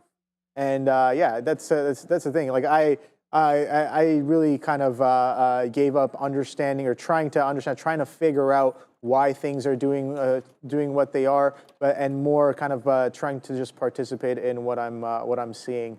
And that's I guess it gives you a cleaner perspective there, less confusion when you're just like, okay, well, I don't really care about the why as much. What is the price action telling me? What is the chart telling me? And can I make effective decisions off of that on the day? But yeah, I know a lot of these chips to the downside here, but there is one that looks a little bit different here. So SMCI, we know that one's been kind of hot over the past few days, past few weeks as well, catching a bit of a bid coming in off of the open, held that 35 area with a high of 37.13 on the day right now, trading at 36s and some change. The market's attempting to break some further lows there. We're trading below that 21,000 from the pre-market, and now below 20,900 in the pre-market, or in the open session as well. So yesterday we were pretty muted. We had a little bit of volatility, chopped to the upside, chopped to the downside, but we pretty much closed flat on, well, relatively flat, bit of an inside day as of yesterday on the futures. ES was a little bit more trending than the Nasdaq. that was definitely something that I noticed at the end of the day. Yeah, Oscarito saying, nice one. We don't get paid to think, we get paid when we do. Yeah, exactly. Can you react to some of the moves? Like, for example, you can anticipate, you can build into a position, or you can react to what you're seeing as well. So there's kind of different ways to take it. Sorry, what was that? Oh, I see that you're chopping up that Palantir. Joe was talking about IBIT there, and I was like, God damn it, I tried to grab IBIT. What's IBIT? We're $2 in the money on Tesla right now, by the way. Let's go Tesla. I don't know. Catching a bid or what? I hope there was some club memberships yesterday and the other couple days there. Because even though I'm not here, the club is still open. You know, you guys can hit the dollar club. It was Monday. Neil took Tesla 245s to 255s. That was wild. That's I'm not going to 10 times, but that's obviously a good trade there. All right, look what's happening right now on Palantir. So here goes Palantir, man. Huge move right now. We're right back into it. Thank you to everybody there in the chat. We are now positive on Palantir. Okay, I read our research note today. I didn't see any numbers on there for 10 o'clock, but I guess there are. So let's go back over to Adara as we're cleaning up Palantir right now, back through 67, long at 65, $2 in the money on Tesla. What's up, Adara? Here, because we actually do have a lot of numbers. PCE, at least for the monthly basis, is actually coming out right now. So we're going to be getting PCE and core PCE, as well as personal income, personal spending, and pending home sales. So, of course, the key numbers here are going to be those PCE prints. For core PCE month over month, we're looking for 0.3%, which would be in line with the previous print. Then for year over year on a core basis, let me find this here. Just getting these numbers out now. So it looks like we do have pending home sales 2% here. So that is above the consensus of negative 2% and the forecast of negative 4.1%. We're just getting the PCE now. So PCE year over year, 2.3% versus 2.3% expected. So year over year PCE is in line. Month over month PCE also in line, 0.2% versus 0.2% expected. Core PCE year over year, 2.8% versus 2.8% expected. And core PCE month over month, 0.3% versus 0.3% expected. So to be clear, all four of the PCE prints are exactly in line with expectations. We also had consumer spending 0.4% versus 0.4% expected. And then personal income, which actually came in higher than expected, 0.6% versus 0.3% expected. Real personal consumption month over month came in 0.1% versus 0.2% expected, so slightly lower than estimates. Again, though, the main numbers we were looking for here, the PCE prints, all came in line with expectations. And we have the QQQs continuing to grind to the downside here. We'll have temporary pieces of relief. This is on the 3-minute chart, and then we'll continue to push lower. We have China on watch to the upside. Some rumors here that there's going to be some more stimulus talks. We also had some strength in a lot of these crypto-related names as Bitcoin tries maybe once again for a new all-time high. It still has not broken that 100,000 barrier as of yet. But we also have earnings on watch here in our shortened week. CrowdStrike down about 4.5%. Tried to push back, but then sold off here with the open with the rest of the market. They beat on EPS and sales, but they had slightly, I guess, more middling Q4 revenue guidance. So I guess market participants not a huge fan of that. Then we had Dell, which is trying to recover as of right now, but still down about 10% here. They beat on EPS, but missed on sales for Q3. So earnings and economic data still pretty key here during this holiday shortened week. Back to you guys.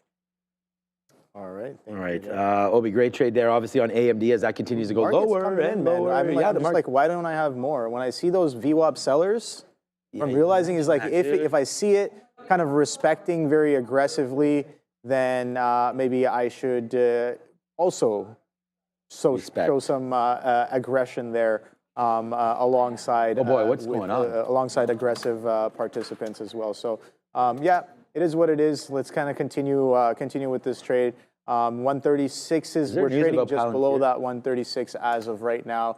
I'm seeing that IBIT maybe potentially printing its printing a little bit of red here, but we've been green on IBIT since about 7:30. We've been catching a bit of a bid. These are 15-minute candles that have been back-to-back greens on IBIT trading at 54s currently. The market to the downside there. A lot of those numbers as expected, and we took a bit of a flush to the downside here, a continuation of the action that we've been getting off of the open there.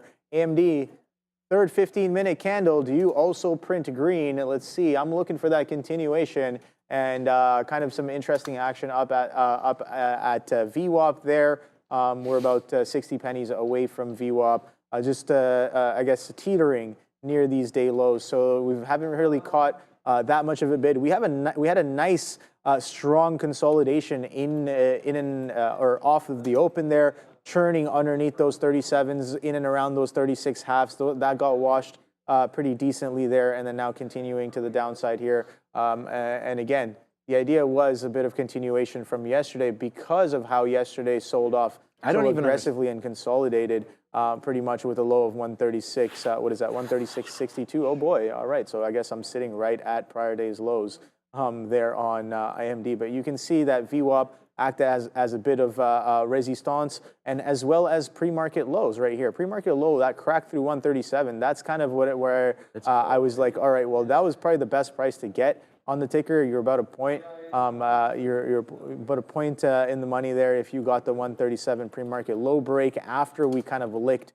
pre-market highs and failed to follow through back through that open, and then flushing down, and then now you have VWAP kind of holding as a bit of resistance. I like that. Let's see if we can trend a little bit lower here. Market tailwind definitely on our side. Bigger picture definitely on our side. Bit of a trend continuation from yesterday. Aggressive selling here. Not really doing that much relative volume, but 1.5, 1.4 on a large cap like AMD. Pretty decent, I would say. Here we come back in to the downside. So now charting. People ask, oh, what are your targets? Well, the target is I don't necessarily have a specific target. It's more of a break in behavior that I want to use as a reason to cover. So I haven't really gotten too much there. 136 was a little interesting as we held that opening range low, but now we're trading a little bit lower there. So didn't really cover too much. I'm glad I didn't. And we're coming into 135 halves right now, but taking a quick look left, let's look at an hourly chart and see what support and resistance levels we can go off of. So right away, right off of the bat, look at this strong bid. Every time we come into this 135, that 134.88 area here, we have been catching quite a strong bid. So I'm looking for this price to potentially come in. Do we change behavior off of this? So what does that mean? Change behavior off of this price? We've only been selling. The behavior has been strong selling, even though we churned. We're in a continuation of yesterday's action. So does the behavior change when we get into this prior support area? Does that mean that buyers step into the ticker? I don't know. We're trading 135 halves as of right now, and I'm kind of watching the tape here as we trade a little bit lower and lower. Market tailwind definitely on our side here. NVIDIA is also where's NVIDIA? NVIDIA is also on our side, making some fresh lows, so that's pretty good. Chip leader, SMH, I like that. We talked about yesterday that if you are trading chips, then you got to keep an eye on SMH as well. TSM to the downside, absolutely beautiful. Micron as well. So the whole sector's on our side, and I'm looking for that continuation trade. Let's see if we can get to that 135, and if the bid does show up once again, as it has, I guess with after hours on Wednesday the 20th, and then intraday on Thursday 21st, and then ultimately you have a much lower low here at 133.65 as well. So bigger picture, we have been making lower highs and lower lows off of this 175 test that we got in the beginning of October. Are those all-time highs? I think so. Let's take a quick look at a 3-hour chart just to make sure. No, they're not. All right, so all-time highs on AMD are 227. So those prior highs, 187, and we've been kind of building into some of these lows here. So that 120, oh boy, I don't know if we're going to get to 120 today. I don't think AMD really has the ATR to push 15 points. But if we get the right kind of volume, anything is possible, right, Sean? So I'm going to be looking for that 135 to potentially come in as we coast at that 135 halves. Other than that, I don't really have too much else on watch. I was looking at these earnings names. That umbrella not really doing anything as it continues to rain to the downside here. 75.30s happening there on umbrella. So we've been trending to the downside. Autodesk, though, has been trending up. Workday has been trending up. Dell actually caught a strong bid off of 121s. Don't forget that name is SSR as well. Hewlett Packard trading a little bit lower, nothing too crazy. Urban Outfitters did nothing off the open, still trading well within its opening range there. Has that been on my screen the whole time? Yeah, no, 301s on Autodesk look interesting as they continue to bid a little bit higher here. Strong wick on the 15-minute here on the NASDAQ with only about 7 minutes left, just shy of 7 minutes left to print that candle. Let's see how well we hold that 135. Again, I'm looking for a bid in the area. It could happen at 135. It could happen at 135 halves, right? But the idea is the change of behavior. Do we see a distinct change of behavior here? Going down to the 3-minute chart. Again, I guess I don't have enough enough data just yet to start drawing in a trend line, but I like this. I like this push. Let's make some highs and lows, and then maybe we can draw some more technicals. Oh boy, there goes AMBA once again, printing some fresh lows. Couldn't even catch a bounce. 75 to 79s, fails back down to 75s. What's going on, Adara? Apple here, is on watch, trying to go green here. As of right now, basically flat on the day, but nice recovery for AAPL. This is the 5-minute chart for Apple. Basically, the catalyst here, the only catalyst I could see on this one for today is the International Data Corporation, or IDC, this research group. Basically, now it's here that they're projecting 6.2% global smartphone shipment growth year over year in 2024, but Apple is likely to only account for 0.4% of that. So basically, Apple shipments likely to grow less than the overall phone shipment growth for 2024, though they did project high growth for Apple for 2025 shipments. So either way, AAPL on watch. Nice recovery, guys. All right, thanks, Adara, for all of that. Yeah, you might have heard me get a little excited there because for some reason, this happened on Palantir. So a little bit of a face slapper there. We just got back into 90s again. And I just want to say something, like, I haven't been here, obviously, but this trade's way different on the NASDAQ, it seems like, anyways. Like, these moves just appear to be just a little more violent. That's all. Like, it just does, I mean, I don't, again, as a percentage and the way the chart looks, I mean, it's no different. It's just like sitting here and watching how this thing seems to just like rip up and down and just rip through some of these levels. I feel like you don't get the sort of the calming sense there of sometimes having that, and again, they're not really market makers anymore or guys on the floor, but just that, maybe that New York book maybe slowing things down with bigger orders. I don't know. But at the end of the day, Palantir moving around a lot right now today. We are out of about 85% or so of this trade. First, we had VWAP. That was a great trade, man. We got it at 66.70 right there as it battled back. Look, we did get out at 66 on that break. It looks like we did pretty much. I mean, we called 65.50 there. We probably should have been a little more patient with it and waited for it, similar to what we did on Tesla there. But then we're able to make it back right there, put Palantir into the green books right now for us. So we'll be up on Tesla. And then up right now on Palantir. And again, this one's more position pending. I guess so is the Tesla at this point. But we'll have to wait because I'm not getting out of it. We'll have to wait to see what happens here with Palantir back through. I think a break through 40s and we can get out. That's where my stop always has been. I do have another offer right here at 95 on Palantir. So a little bit higher up. We'll get another piece out near 67 flat.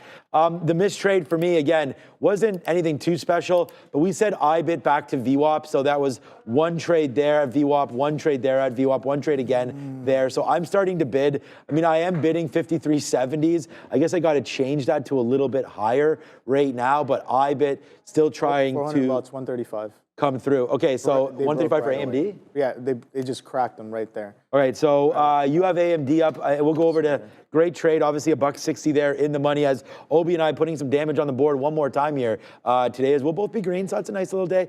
All right, so 134, there's 130. Oh, you said 135. Obviously, I know you meant AMD, but I didn't realize how close these stocks were now in price. Oh, yeah. As NVIDIA, yeah. Not in market cap, though. Oh. Nowhere close. No, and nor will they ever be. We're breaking some key levels. Yeah, but there goes NVIDIA to the downside there. So why don't you talk a little bit about your AMD. Our Tesla, by the way, just to let everybody know, we only have about a quarter left of this trade, which is probably too much, honestly. We got a whole bunch out here at 340, as Obi was talking, man. These are the minute charts. You can see my positions updating there at the bottom. We actually talked about Palantir as well. So only 2 trades for me today. This dip buy, positive name. But here it comes. Okay, so now we're coming in. We got to get some more long down here on Tesla, guys. That was a decent move. We're bidding 336.55. I have no idea where that went to there, but 336.55 is what we're bidding. I think it pretty much stopped on us. So let's buy some 90s. Well, there we go. Now we got some 70s. We're going to get some 55s in here right now. This trade could turn sour on us, man.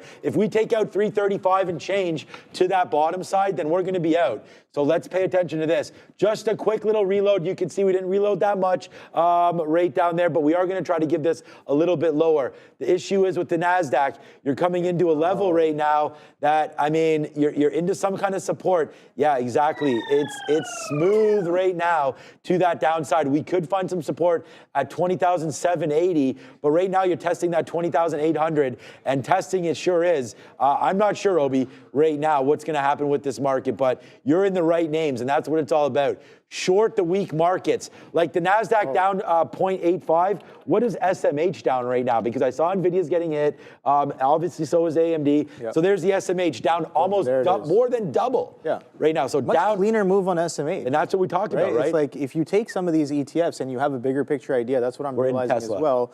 Like, all right, why do I want to get chopped up on AMD? Because AMD actually took a while before it showed me that. Yep. If I was like, okay, chips were hella weak yesterday, aggressive selling coming into a shortened week. The idea is, okay, continuation. Okay, sure, buddy, great idea, but how do I execute on that? SMH is probably a much better vehicle for that, and that's again, thank you, Sean, for pointing that out. SMH definitely a lot cleaner of a move there to the downside, and traded what 239s to 236s, 237s now on SMH. So strong move there. Again, if you're looking at any of these tickers, oh boy, Intel as well. So we talk about taking a cleaner move, but what about feeling more comfortable leveraging your risk? I think Intel's a great name for that. It's very liquid, and it gives you opportunities to risk a few pennies for a move a little bit lower. So okay, let's see if we took a similar trade on Intel here. I probably would be risking 5 to 10 pennies if I'm getting in and around VWAP, or maybe getting in 75. So you can see AMD, I'm getting in, I guess, on the average chop. So let's see if I get in on the average chop on Intel, we're getting in at 23.70, let's say 75. We'll give it a clean 75, and if I'm risking above 80 or 81, I'm risking 6 pennies. And how much further are we down from that 75? So right now, we're about 24 pennies down. So you're risking 6 pennies to get 24. Whoa, there it is. On that. There it is, man. We're coming in hot to the downside. So maybe some profit taking before the long weekend there potentially. I have no idea, but this is the area, like I said before, that I'm looking for potential change in behavior, maybe potentially a bid to catch. 135 has been a level of interest here. We're also coming into 20,800 here, as we actually know we're cracking a little bit lower. So it's not a clean reject just yet, but let's see what this 20,800 does. We're down over 100 points now. We opened up in and around that 20,960s on the day. And yeah, you know what? I'm going to take some more off there as we chop and churn here. So AM Dizzle, Advanced Money Destroyer. That's exactly right. Is what is the term that you coined it, Sean? And Advanced Money, it is destroying for the longs as of right now. But if you're short, and if you're short on this name on the backside, bigger picture, we saw 220s. Advanced Money Maker. So this is what I'm saying, man. Like swing shorting is.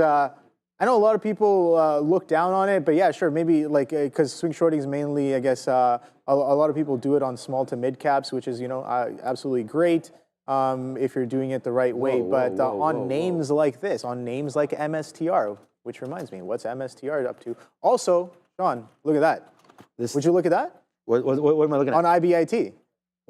Starting to look like a bit of a reversion setup coming in on IBIT. Well, I'm starting to chase Tesla here, and it's, can you look at that? It is not going. Look at that. Tesla, okay, here we go. Tesla's finally going out now. Can you look at this now? But no, Tesla finally starting to go, but we took a little bit of a bath on Tesla. We will be red on this name now, but I just tried to so we got out there 336.50 broke, so there's the out right there at 335.50. We did try it back in a little bit now, dropped out through 335, but that was literally like a 25-cent hit, or maybe a little bit more. We got long at 335.30s there. So now we're back into this at 334. So now we're in at $1, but I'm going to take a little piece out upside in case this is like that. Oh, man. Okay, so we did get some out, but we did miss that 335 flat area. I'll put another piece out there in the 90s, see if we can get it, as it is trying to hold. But yeah, man, not much. We said that there could be that hold down there, and it is trying to bounce off a little bit. There it is. Do we get that 92?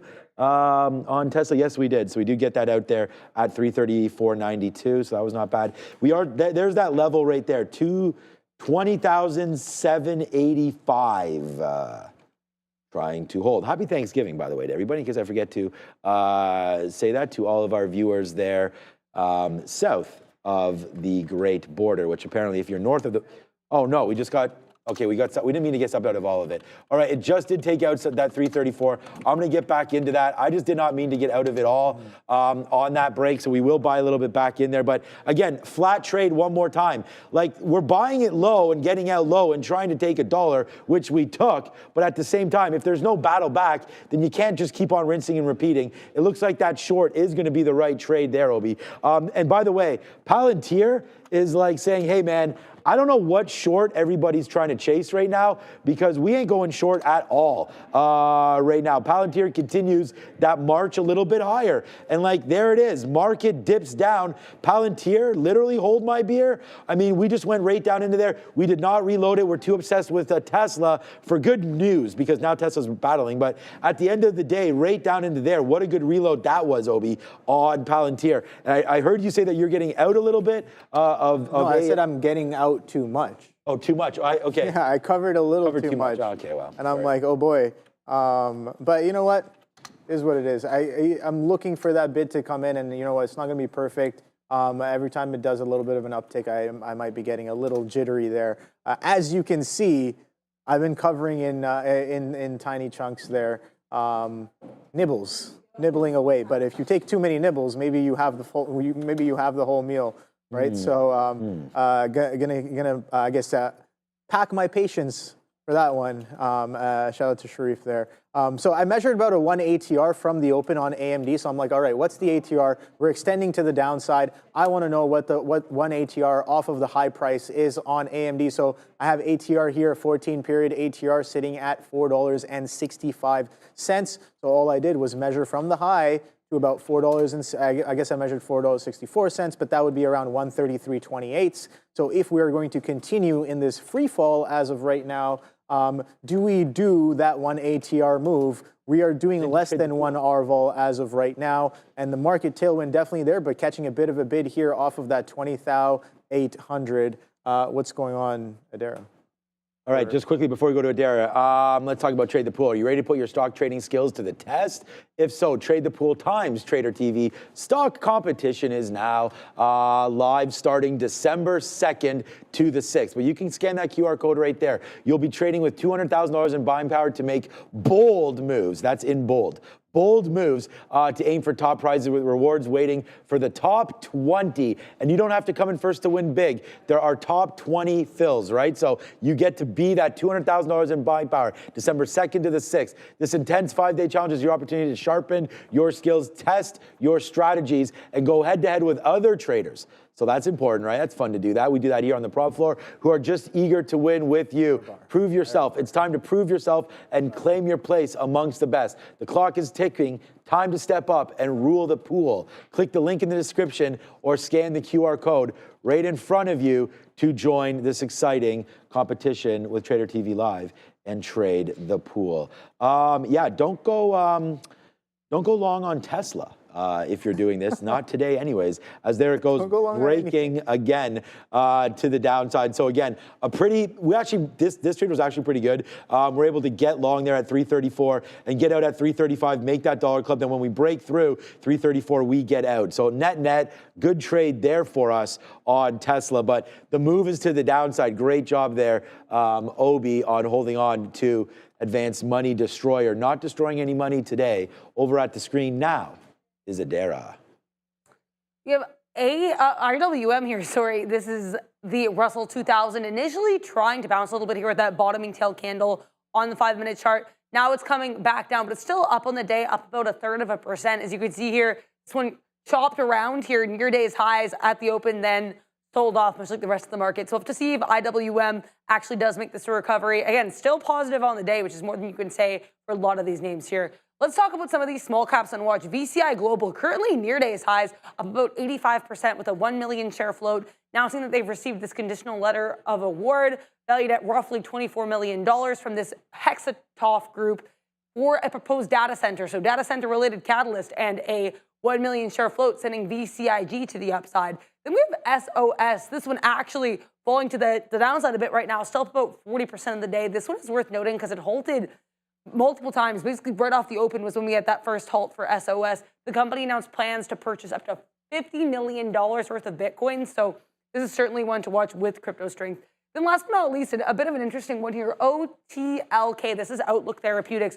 Notably down on the day here, down about 35%, but we did get some upside volume recently here, and this one has a 21% short flow, which is why I wanted to bring it up. This company dropped here after announcing they're looking to resubmit the biologic license application for their treatment for wet AMD or advanced macular degeneration, this eye-related condition. So OTLK's news not well received by the market, but do be aware of that 21% short flow, guys. All right, thank you very much. Did Adair just say doobie? What? Yeah, no. That's for after hours. Yeah, do be aware, yeah. Oh. Batman's in the building. All right, so Tilray, just because. Oh boy.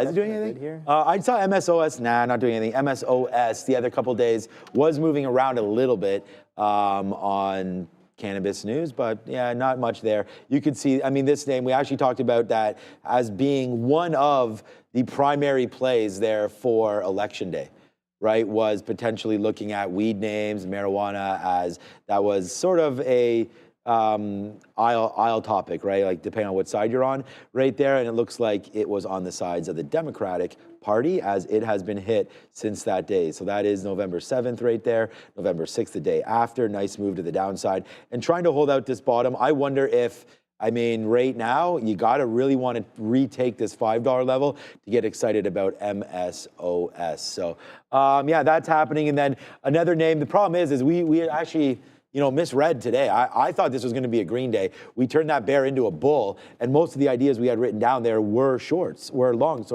So yeah, we're going to have to try to find something else. And I was looking at NVIDIA right now, potentially finding that bottom. Now, we did get stopped out of Palantir, but not before turning the name green, which was good. We'll look at that in a minute. Palantir really cranked lower. That's a funny name, that Palantir, for sure. We'll have a look at that. The other one there was Dick's Sporting Goods. This was a play there at 218. And as you could see, we talked about what was going to happen if and when it gave up the ghost there, and it looks like it did exactly that now. So that was a nice move down there for DKS, down at 218. So great break early there, and then even the break underneath it, not too bad for DKS. So still positive, but again, that break of 218 happened back down to the downside. So we're giving like $4 that way and $4 the other way as well. SMR moving, UMAC. Just a quick check on this one. So 11. So here goes UMAC right now, taking out the high of the day as Donald J. Trump Jr. gets, I guess, appointed there. We talked about this to that board. So UMAC now going the other way. Up at the high of the day, but trying to think about reversing off that 1155. I mean, that breaks higher right there. I mean, maybe it is a continuation halt play through 1180. Yeah, I mean, I think we take that break. I mean, do you want to take that break at 1180 and then hold it back in? VWAP held there, VWAP held there, VWAP held there. Now it looks like the 50 period wants to hold. Again, these names, I haven't looked at them as much as obviously most of you have, and it just can become a little difficult when you're trying to chase VWAP when names are like this, because you could really fall out and then halt underneath VWAP. So a little bit of a risky proposition to be chasing VWAP on this play, but again, I like the name here, UMAC, obviously upsized volume, only 7 million shorts outstanding, shortable shares outstanding, and over 29 million traded so far today there, Obi. So yeah, there it goes. What chart is that up? That's AMD. Yep. Yeah, so the advanced money destroyer keeps on going. Yeah, so quickly on Tesla, small position there at 332. All right, so I tried to find an area, and honestly, I looked at here and I saw 330. If you go back, it was this gap right into there. That's 330. So we're gonna give back all of last week. This goes back into, the beginning of last week. So that's Monday's bottom of the 18th, right there, 330. So I'm gonna be stubborn and see if that wants to hold. That's what we're doing right now, 330 on Tesla, seeing if it has a chance right now. Very light in the position, but still an L, man. I mean, we're long at 332. So right now it's down $1. We're going to try 331 and change, but right now down. Well, you know what? Because we don't have too many shares, let's put on a little bit more, but I'm waiting for 330s 50s to get the last piece, and then Obi, if that breaks, then there's not much oh boys left. You're already short into a great spot. So I mean, it's coming in for that monthly low, I think. it's that level on the Nasdaq that's breaking right now, that 20,800. Oh boy. Monthly lows, yeah, good Monthly call. low. Yeah, let me take off some. Yeah, so this is the monthly chart on AMD. The monthly low is 133.65. We're trading 134 30s right now. And take a look at this. We're definitely on a bit of a backside move here. We hit that 227, and we've been kind of trending a little bit lower with the break of this trend right here. We had 4 aggressive green bars here in the month of November. Actually, no, this is monthlies. Never mind. So That's November, yeah. December, January, February, March, April, and then March. Strong months. March actually goes green to red. Failure to follow through that 200, break of that trend, break of the multi-month trend, and we're doing a bit of continuation. So let's see if some of those monthly lows come in as of right now. So yeah, like I said, I pointed out earlier, I'm looking for a continuation. We have some weekly levels here. This is the week of November 11th right here. That's that low at that 133.65. Prior lows sitting here at 132.30s, and then ultimately 121s. Like I said, I don't think it has the ATR to really do that on the day today. But again, we look at a shorter time frame, and we measured kind of from the high a day what is in and around that 1 ATR mark, and we said what it was about 4.65 is the 14-day running ATR here. So look at that right here. So we're about I guess roughly a point. A point-ish away from, we're a point away from that on AMD. So yeah, it's already done about over 3 points, and the market tailwind is definitely on our side. We said that 20,800 might be something, and that 20,800 as of right now, we've sold through it, and we're coming into the lows. And I was just like, oh boy, I covered way too much on the way. I was like, I'm just gonna cover a little bit. I'm just gonna cover a little bit. I'm just going to cover a little bit, and all of those little bits turned into a lot of bit as we come right back into some fresh lows right there. So I got to do better with trailing these stops, man. I got to take more and trail better. So that's something I'm definitely going to be thinking about. I took some notes as to like what kind of confluence made this trade a little bit strong on the day, but yeah. We're just in for the ride. Let's see where this market will potentially catch a bit. I'm more than willing to take that reversion on the break of this trend. But for now, let's see what's going on in the world of crypto. What's up, Adara? We got some oil data as well really quickly. So crude oil inventory is coming in negative 1.84 million versus negative 1 million expected. Gasoline inventory is coming in at 3.314 million compared to expectations of negative 0.1 million. Now we're going to talk about crypto because there are some talks here as reported by You Today, which is a crypto-related publication. And it's been stated as well by his company spokespersons. Charles Schwab is looking to enter the crypto trading space. This is noteworthy here because this is a firm here with $7.13 trillion of assets under management. So for Charles Schwab to enter the crypto trading space, when that happens, it's going to be huge. Apparently, it's just monitoring as of right now the regulatory space to be prepared to launch this. But it's worth noting incoming CEO Rick Wurster has spoken really positively of crypto. And he also said he wants to, quote, Schwabize the crypto market. So due to the size and scale of Charles Schwab, it is worth noting this potential crypto-related development. So I thought this is a story that's worth mentioning here. Then we have Bitcoin, BTC, bouncing pretty nicely here off of that previous resistance on the daily chart around that 91, almost 92,000 level. That's where we closed yesterday, despite dropping actually below the 91 level. And now we've bounced here, knocking on the door as of right now of 95,000. So let's see if BTC is able to reclaim that 95,000 and continue to rally. But right now, it's making up a decent portion of the last 2 days of sell-off, making up as of right now almost the entirety of yesterday's red day. Bitcoin up right now about 2%. Ethereum really strong here, up almost 7% around the 3,500 level. Strength in Solana, strength in XRP. Dogecoin still looking good here as well. And Cardano's up almost 11%. So there's very little weakness to be found in the crypto space today, guys, both for the tickers and for the cryptocurrencies themselves. Make sure to like and subscribe. Wow, this Yeah, the market, I mean, great hold there by Obi, obviously, on that AMD Advanced Money Destroyer to the downside. And then Palantir, I mean, I just don't want to go long.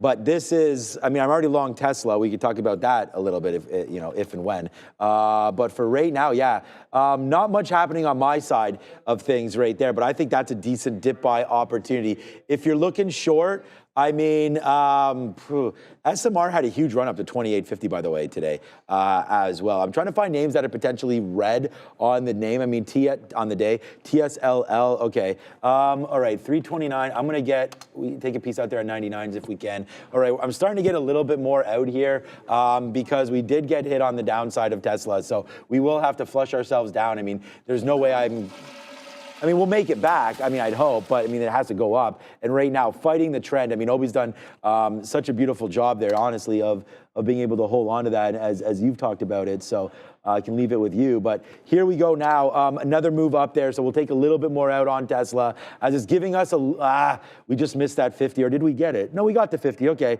So now it's starting to go a little bit higher. I'm going to wait for 331s now. We do have a 328 bottom in our possession, but it's been a tough road to hoe on Tesla trying to chase this bottom. We had that. So basically we were up and then we were flat right there. Then we held that 332 all the way down before it broke 330. So that was really putting us red there by $2. So the fact that we're up in the money at $1.50, we'd like to make a little bit more than the $2 that we wound up losing. So we just got a piece out there near 330, 329.60. So that was pretty good. We'll see if it can hold a little bit here for TSLA, as that's really continuously bleeding to that downside. So just be careful with that one as we continue to go. And then we'll look for a few more names. But I think we're ready for you, Obi. Muted, apparently. Okay, I think I might have unmuted or muted for a BTC cough earlier there. But yeah, no, I guess just holding on to this AMD trade as of right now, we're looking like we're catching a bit of a bid. The behavior is starting to change a little bit there, but I don't know if the sellers are just slowing down or the bid's actually catching just yet. But anyways, going to continue watching that one and try to trade a little bit smarter with this one next time. And speaking of trading smarter, eSignal. Trade smarter, not harder. All right. Okay. Come over. Yeah, just come over here quickly because I thought a little early. I thought we were going to be doing. Find myself front running sometimes. Sorry. Right, nothing wrong with that one, man. I mean, when stocks, we like to front run the moves. We like to front run the moves. All right, so there goes Tesla. Nice move there, up to 330.35 right now. So it is starting to get a little bit of love back to the upside. We're only out of 70%. I'm going to get out of a little bit more if we can, in and around that 330. I was waiting for more, man. I had an offer up there at, look at how easy this name just falls. We had an offer at 331 flat. So I'm glad that we were able to get out something there at 330.25s or 330.40s. But look at this move, right back down. Wow, this name is Puke City right here for Tesla. That just that took a minute to get up there and like 10 seconds to get back down. So just be very, very careful here with Tesla. Obi, what you got now? Yeah, trade smarter, not harder. Upgrade to an elite trading experience. Analyze, strategize, capitalize, foresee profitable opportunities with the platform you need. Infinite data, instant trading, know where the market is moving before others with lightning fast data, better backtesting and scanning, predict the future by understanding the past. Reliable real-time data, up to the second market information from hundreds of global markets. Everything that you need all in one place, so don't miss a beat. Execute your best trades now. Ready to elevate your trading? Scan the QR code or check the link in the description. That's eSignal, guys.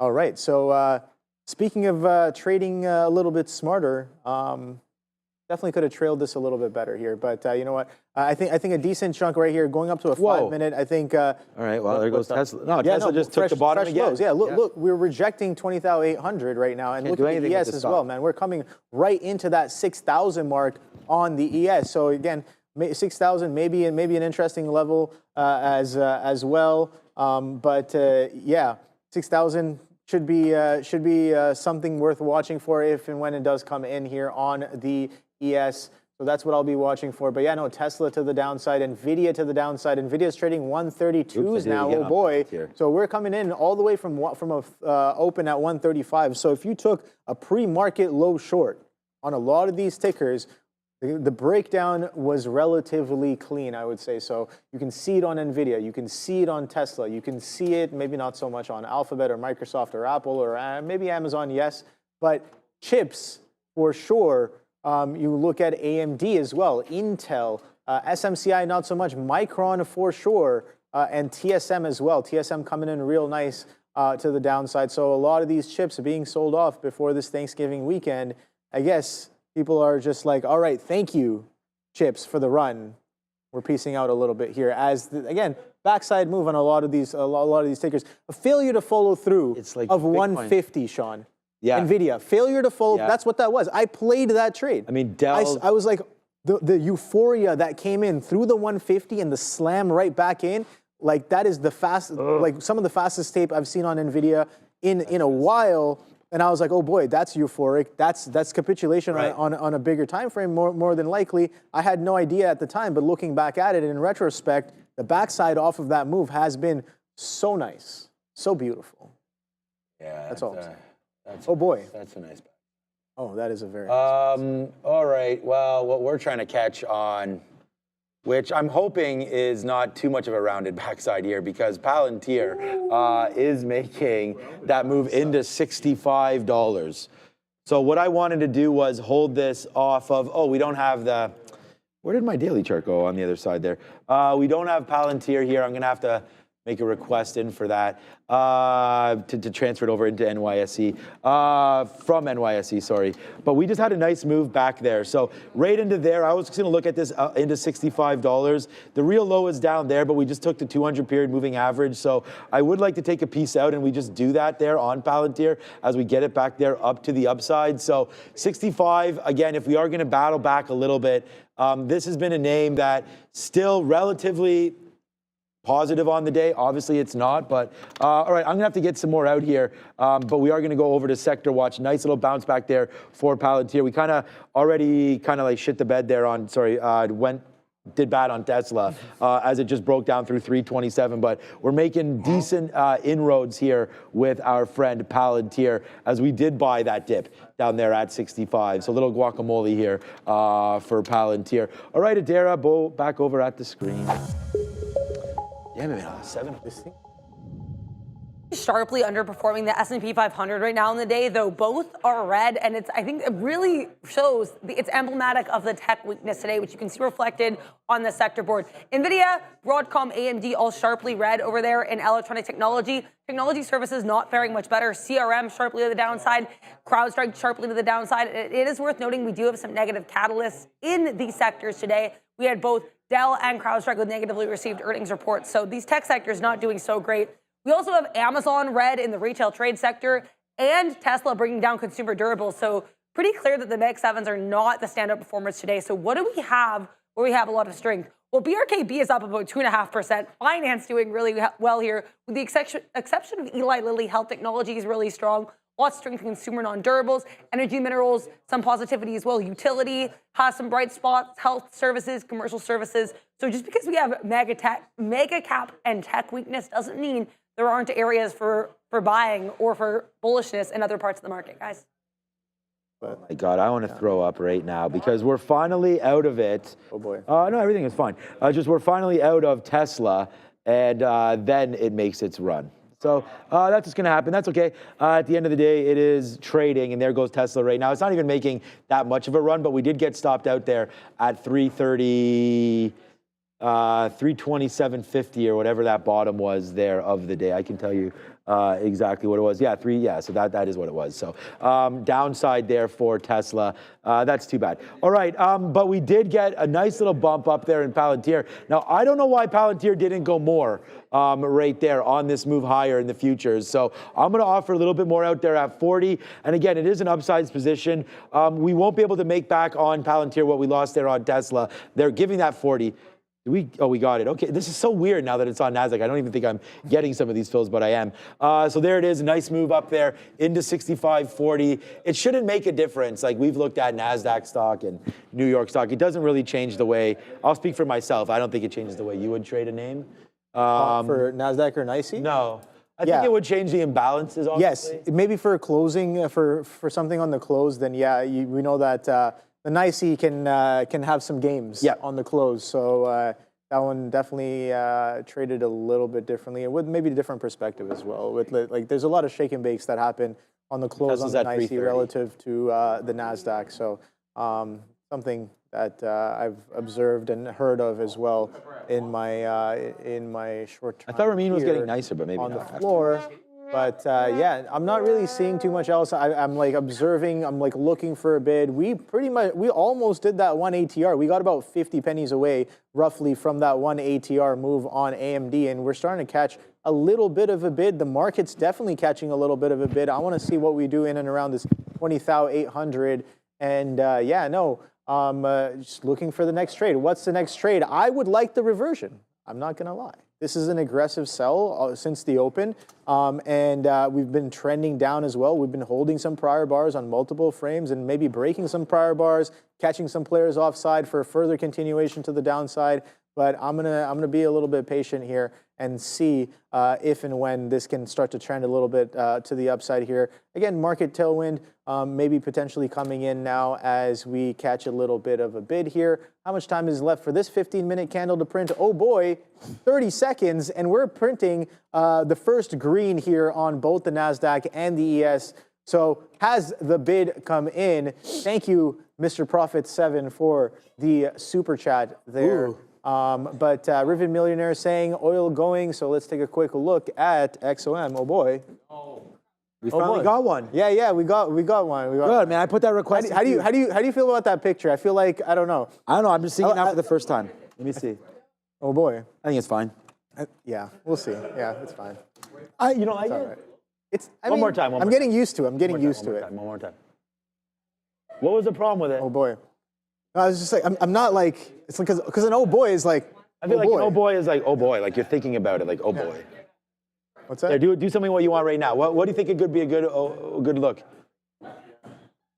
Okay, well, that's your fault. So now you guys caught that, right? It's on video. No, they caught that. They wanted that on purpose, my guy. I don't know if that was better or not, but that's what they're going to be going with. We can have, because there's different kinds of oh boys, right? There is. Yeah. What if we haven't had an oh boy roster? So oh boy 1, 2, 3, 4. It's just like a playbook, the oh boy playbook.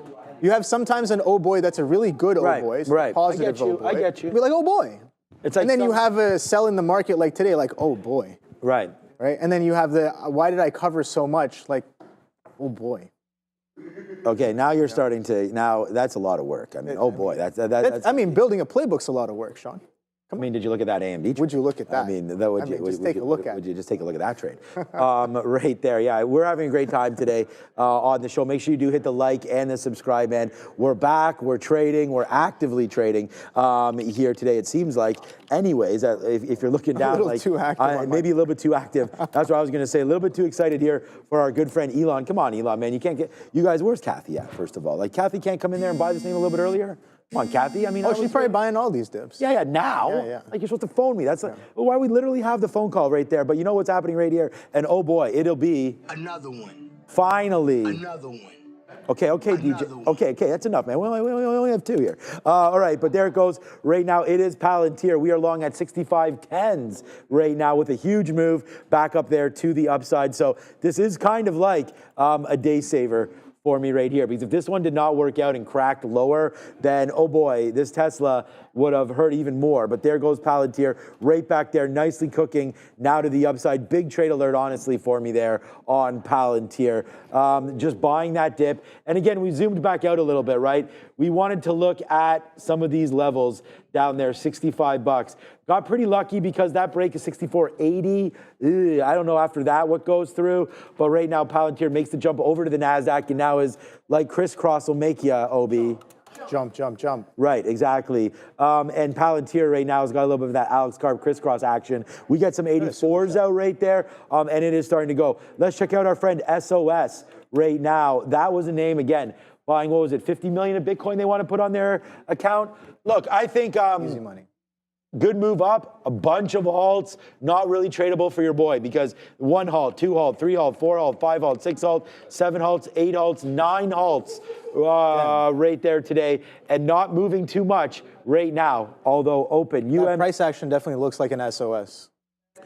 Yes, save our souls. Obi there one more time as Obi will, and we do have Sharif singing over there, which is always quite the treat. Yeah. So, all right, UMAC again here, halted 1 time, 2 time, 3 time, 4 time. Can we have 5 times? Yes, we can. Right there. And look, again, holding off VWAP. So if you're going long on some of these names, you do have VWAP sitting right there, 967 for a little bit of VWAP action. Alibaba today, all right, ticks higher, ticks lower, not much movement. So we had Alibaba listed down there at 86.50, tried to get there off the open, basically did. We wrote down, what did we write down again? 86. The bottom was 86.50. I was like, then we should have had it, but we didn't. So right there, 86.50 looks like it's coming into play again. I think, although we only have 12 minutes left, I think that's probably worth supporting down there. Bounced around a bunch of times.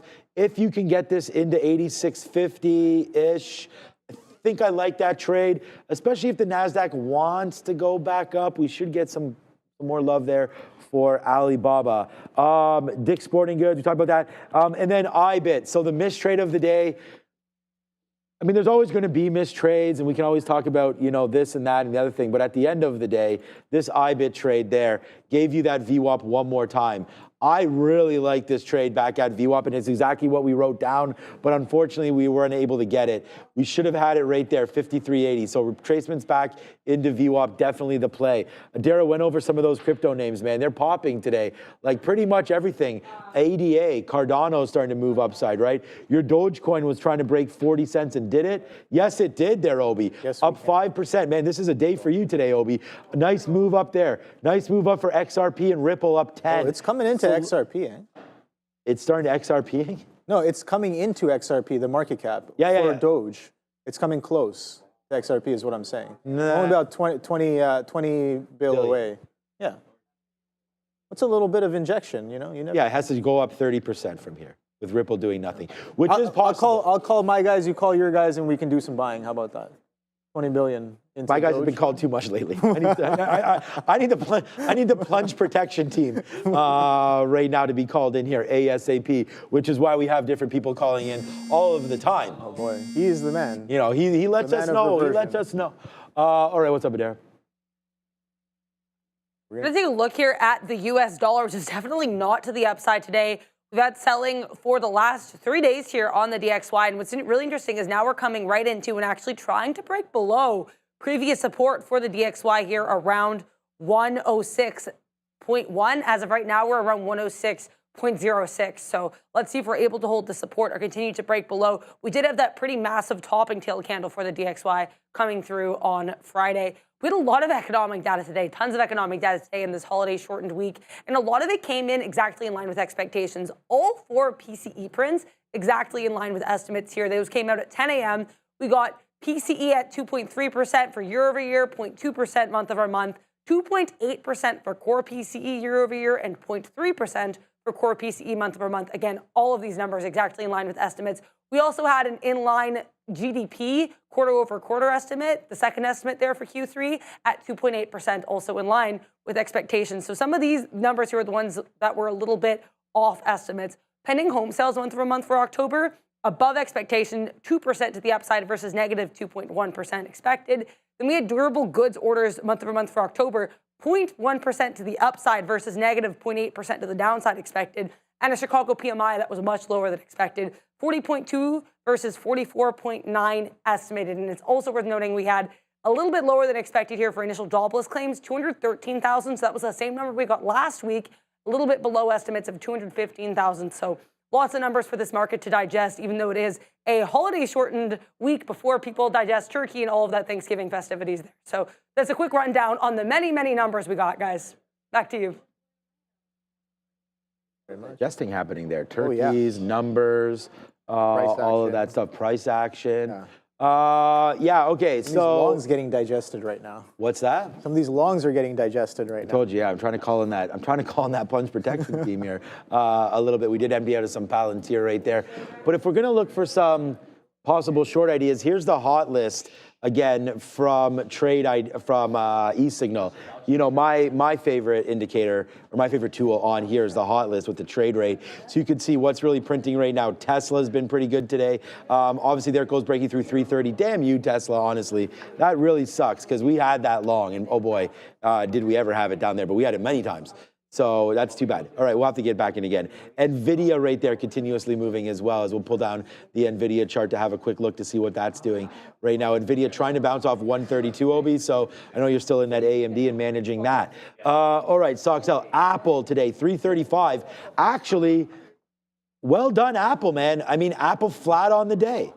NASDAQ down 2%. Look at IBIT right now, man. You got a nice little reaction move here on the NASDAQ, on Bitcoin, 95.7. We talked about on our trade of the week, IBIT being 53.50 as a decent spot to get long. That looks like that's going to hold.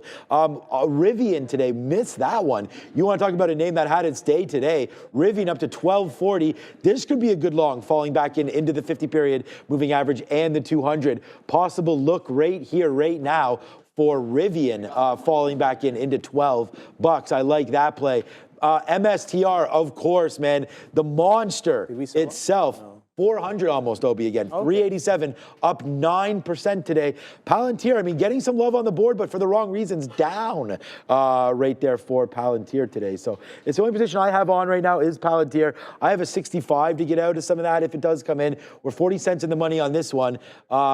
You know, sort of pales in comparison to your trade right there, but we still got on a decent spot right now. We still got on 25% of our Palantir, as those are some names that have been moving around a little bit on the hot list. Good spot to look for some names. I look at this when building the sticky note in the morning as well. So decent little spot there. The hot list on eSignal, and of course, all of our notes, sticky note, watch list, so on and so forth, continue to be hot. And man, we could have made it all back, honestly. We should have still been in this trade. Tesla starting to go back up. I don't know how we would have found 327 there as a bottom. I was using that right there, 330. When that broke, it broke. And again, a lot of this is data mining, right? Just to go back and say, well, look, we have that top right there, 325. I mean, yeah, tough one there. Tough sledding today for Tesla for sure, for the longs. I feel like that would have happened to a lot of us. I feel like a lot of us would have got stopped out there around that 330 level. So, yeah, woe is me on that one. We should have done a little bit better on that. We'll reload Palantir as well, but trying to find some shorts in this market, Obi. Yeah, no, I'm looking for the next trade as well. And now I guess we did miss a super chat here, Mr. Profit 7. You guys think Crocs can fill the gap by Monday? He's asking. So I don't know what I guess you're talking about this gap here, the flush from yesterday, and we're trending up. That's within a point on Crocs, and the multi-day trend from a couple days ago has been a little bit to the upside here. But again, I have no idea. I cannot answer that question there. But is it within its ATR to do that kind of move? Yeah, I think it is within its ATR to do that kind of move, depending on where we close out today. But bigger picture, you can see we sold off of that earnings and a strong downtrend. And this is starting to look like a little bit of reversion, Mr. Profit. So we did catch a bit of a bid, and look at that volume kind of coming in on the push back up, pulls back into 104s, holds, trading at 107 right now. So yeah, I'm curious to know whether we break this 109 or not. And if this is the gap you're talking about filling by Monday, I don't know. You'd probably need some sort of catalyst to gap this up on Crocs there, but. Seems like there's some holes in the price action over here with this gap to the downside. We'll see. We've got to see if we break through this consolidation that came in on earnings day one, where the bid attempted to push up here and couldn't really get past or couldn't really get much higher than that. So 115 is that level right there. So I think 115 could be interesting if and when that price comes in on Crocs. Can it fill that gap by Monday? I think that's a bit of a stretch there. For Crocs, but what do I know? I have no idea. Market looking like it's catching a little bit of a bid. We're churning around 134s here on AMD as well. And Fabian asked me to take a look at this ticker here, SaveQ. And I was like, oh boy, these guys moved to the OTCs. They were trading at a penny, Sean. They're trading at 64 cents now. Yeah, I know. They got Save was at as a penny. And then now at 64. According to this right here, last Friday, Save was trading in and around, we made a low of 1 penny. We were in and around 10, 15 pennies. Now we're trading at 65. Yeah, that makes sense. Talk about a dip buy. It's like Hertz. Hertz went down. That's went crazy. bankrupt and came back. Yeah, exactly. What like Hertz would be like? Oh, we're getting bankrupt, and it would tick up the next day. Yeah, exactly. You know, that was Sometimes you need that We safe. did that a couple times actually. We definitely had it the second time around. It allows them to restructure and all that stuff and get Doesn't mean rid they're of some going of to the debt. I know, it doesn't mean it's a profitable business. Look at Tesla right now, back up to 331 right now. Wow. Definitely bad decision there to drop that one. Let's look on something else right now to see what else we could do. Obviously, Rivian yesterday with that cash injection, now it looks like they can build that Georgia plant, so they'll get going on that as well. I talked a little bit about SMR there, New Scale, again, another position of mine that we have, but that New Scale was up there, up to 28.50, I believe. That was 52-week highs, I think, for New Scale. Did we touch 30 the other day? Yeah, $32 actually. We just touched the other day on New Scale, right up there 3 or 4 days ago. So that wick was real, as confirmed there, but now pulling back in just a little bit. The NASDAQ, this is where we could find, we talked about, we only have less than a minute left right now. We did talk about this before, obviously. NASDAQ could possibly be finding a base in and around here, which is why I'm trying to get a little bit longer in the tooth here on some of these names. But we only have Palantir, and it's faded right back in. We only have 20% left. I said we put on a little bit more if it came back into this area. So let's just do that. I did have my 11s down here as well. I'll wait for a little bit lower. If we break back down below 65 right now for this name, then we're gone. We'll get 11s right there on this dip. But right now for Palantir, one last try at the exact same price we had last time. So, hey, man, if it wants to work, we'll see about one more time. But breaking back lower below 65, that is it. We don't want to, like, you know, again, throw away what's our only positive. Well, we've only traded 2 names. We're down on Tesla. We're up on Palantir. And here it comes fading back in again. PLTR looks like it wants to hold red as it's going to take down 65 right now. You never want a level to go and test an even dollar like that, because we saw what happened there with our friend Tesla once it broke 330. I was telling Obi, I got like 70 cents of a bad, not bad, but like I didn't think we'd get that much slippage, and that's exactly the slippage that we wound up getting there on Tesla on a 330 break. It was really, really quick. So you want to make sure that you do punch out relatively fast on any of those breaks. But there it is. Palantir does hold the level. We get something out there at 18s. Okay, 19s. We'll take a 20 out right here again, and we'll take a 25 if we can as well. Yeah, can you look at that, Obi? Would you look at that? It's now past 11 o'clock. We take another fill out there at 20s, and now we'll see what winds up happening. But great show, Obi. You just got the one trade on, AMD. No, I just took it off as well. I'm like, okay, so we did start going a little bit sideways. I'm like, all right, well, decision-making wise, I wasn't making the best decisions. Decision-making wise, I wasn't making the wisest decision. Right, okay. On the way down. A little bit too aggressive, kind of covering at a lot of different prices, even though it wasn't much every single time. That every single time did eventually catch up to me, and I was like, all right, well, might have pieced off a little too much, 135s, and I think 134s, sideways consolidation on 134s was a good place to try to take off majority of it. Here, when I'm covering these initial ones, I should be taking more, now moving my risk a little bit lower as this consolidation, opening range consolidation breaks down. If I'm looking for that breakdown, now again, VWAP sellers were there as well, so a nice little continuation on AMD. But let's see what the boys are cooking there on the midday show. How to trade. See you guys. Thank you very much, Obi. What is up, beautiful people? Welcome to How to Trade, formerly known as that midday show. That is your boy Joey Options, and I'm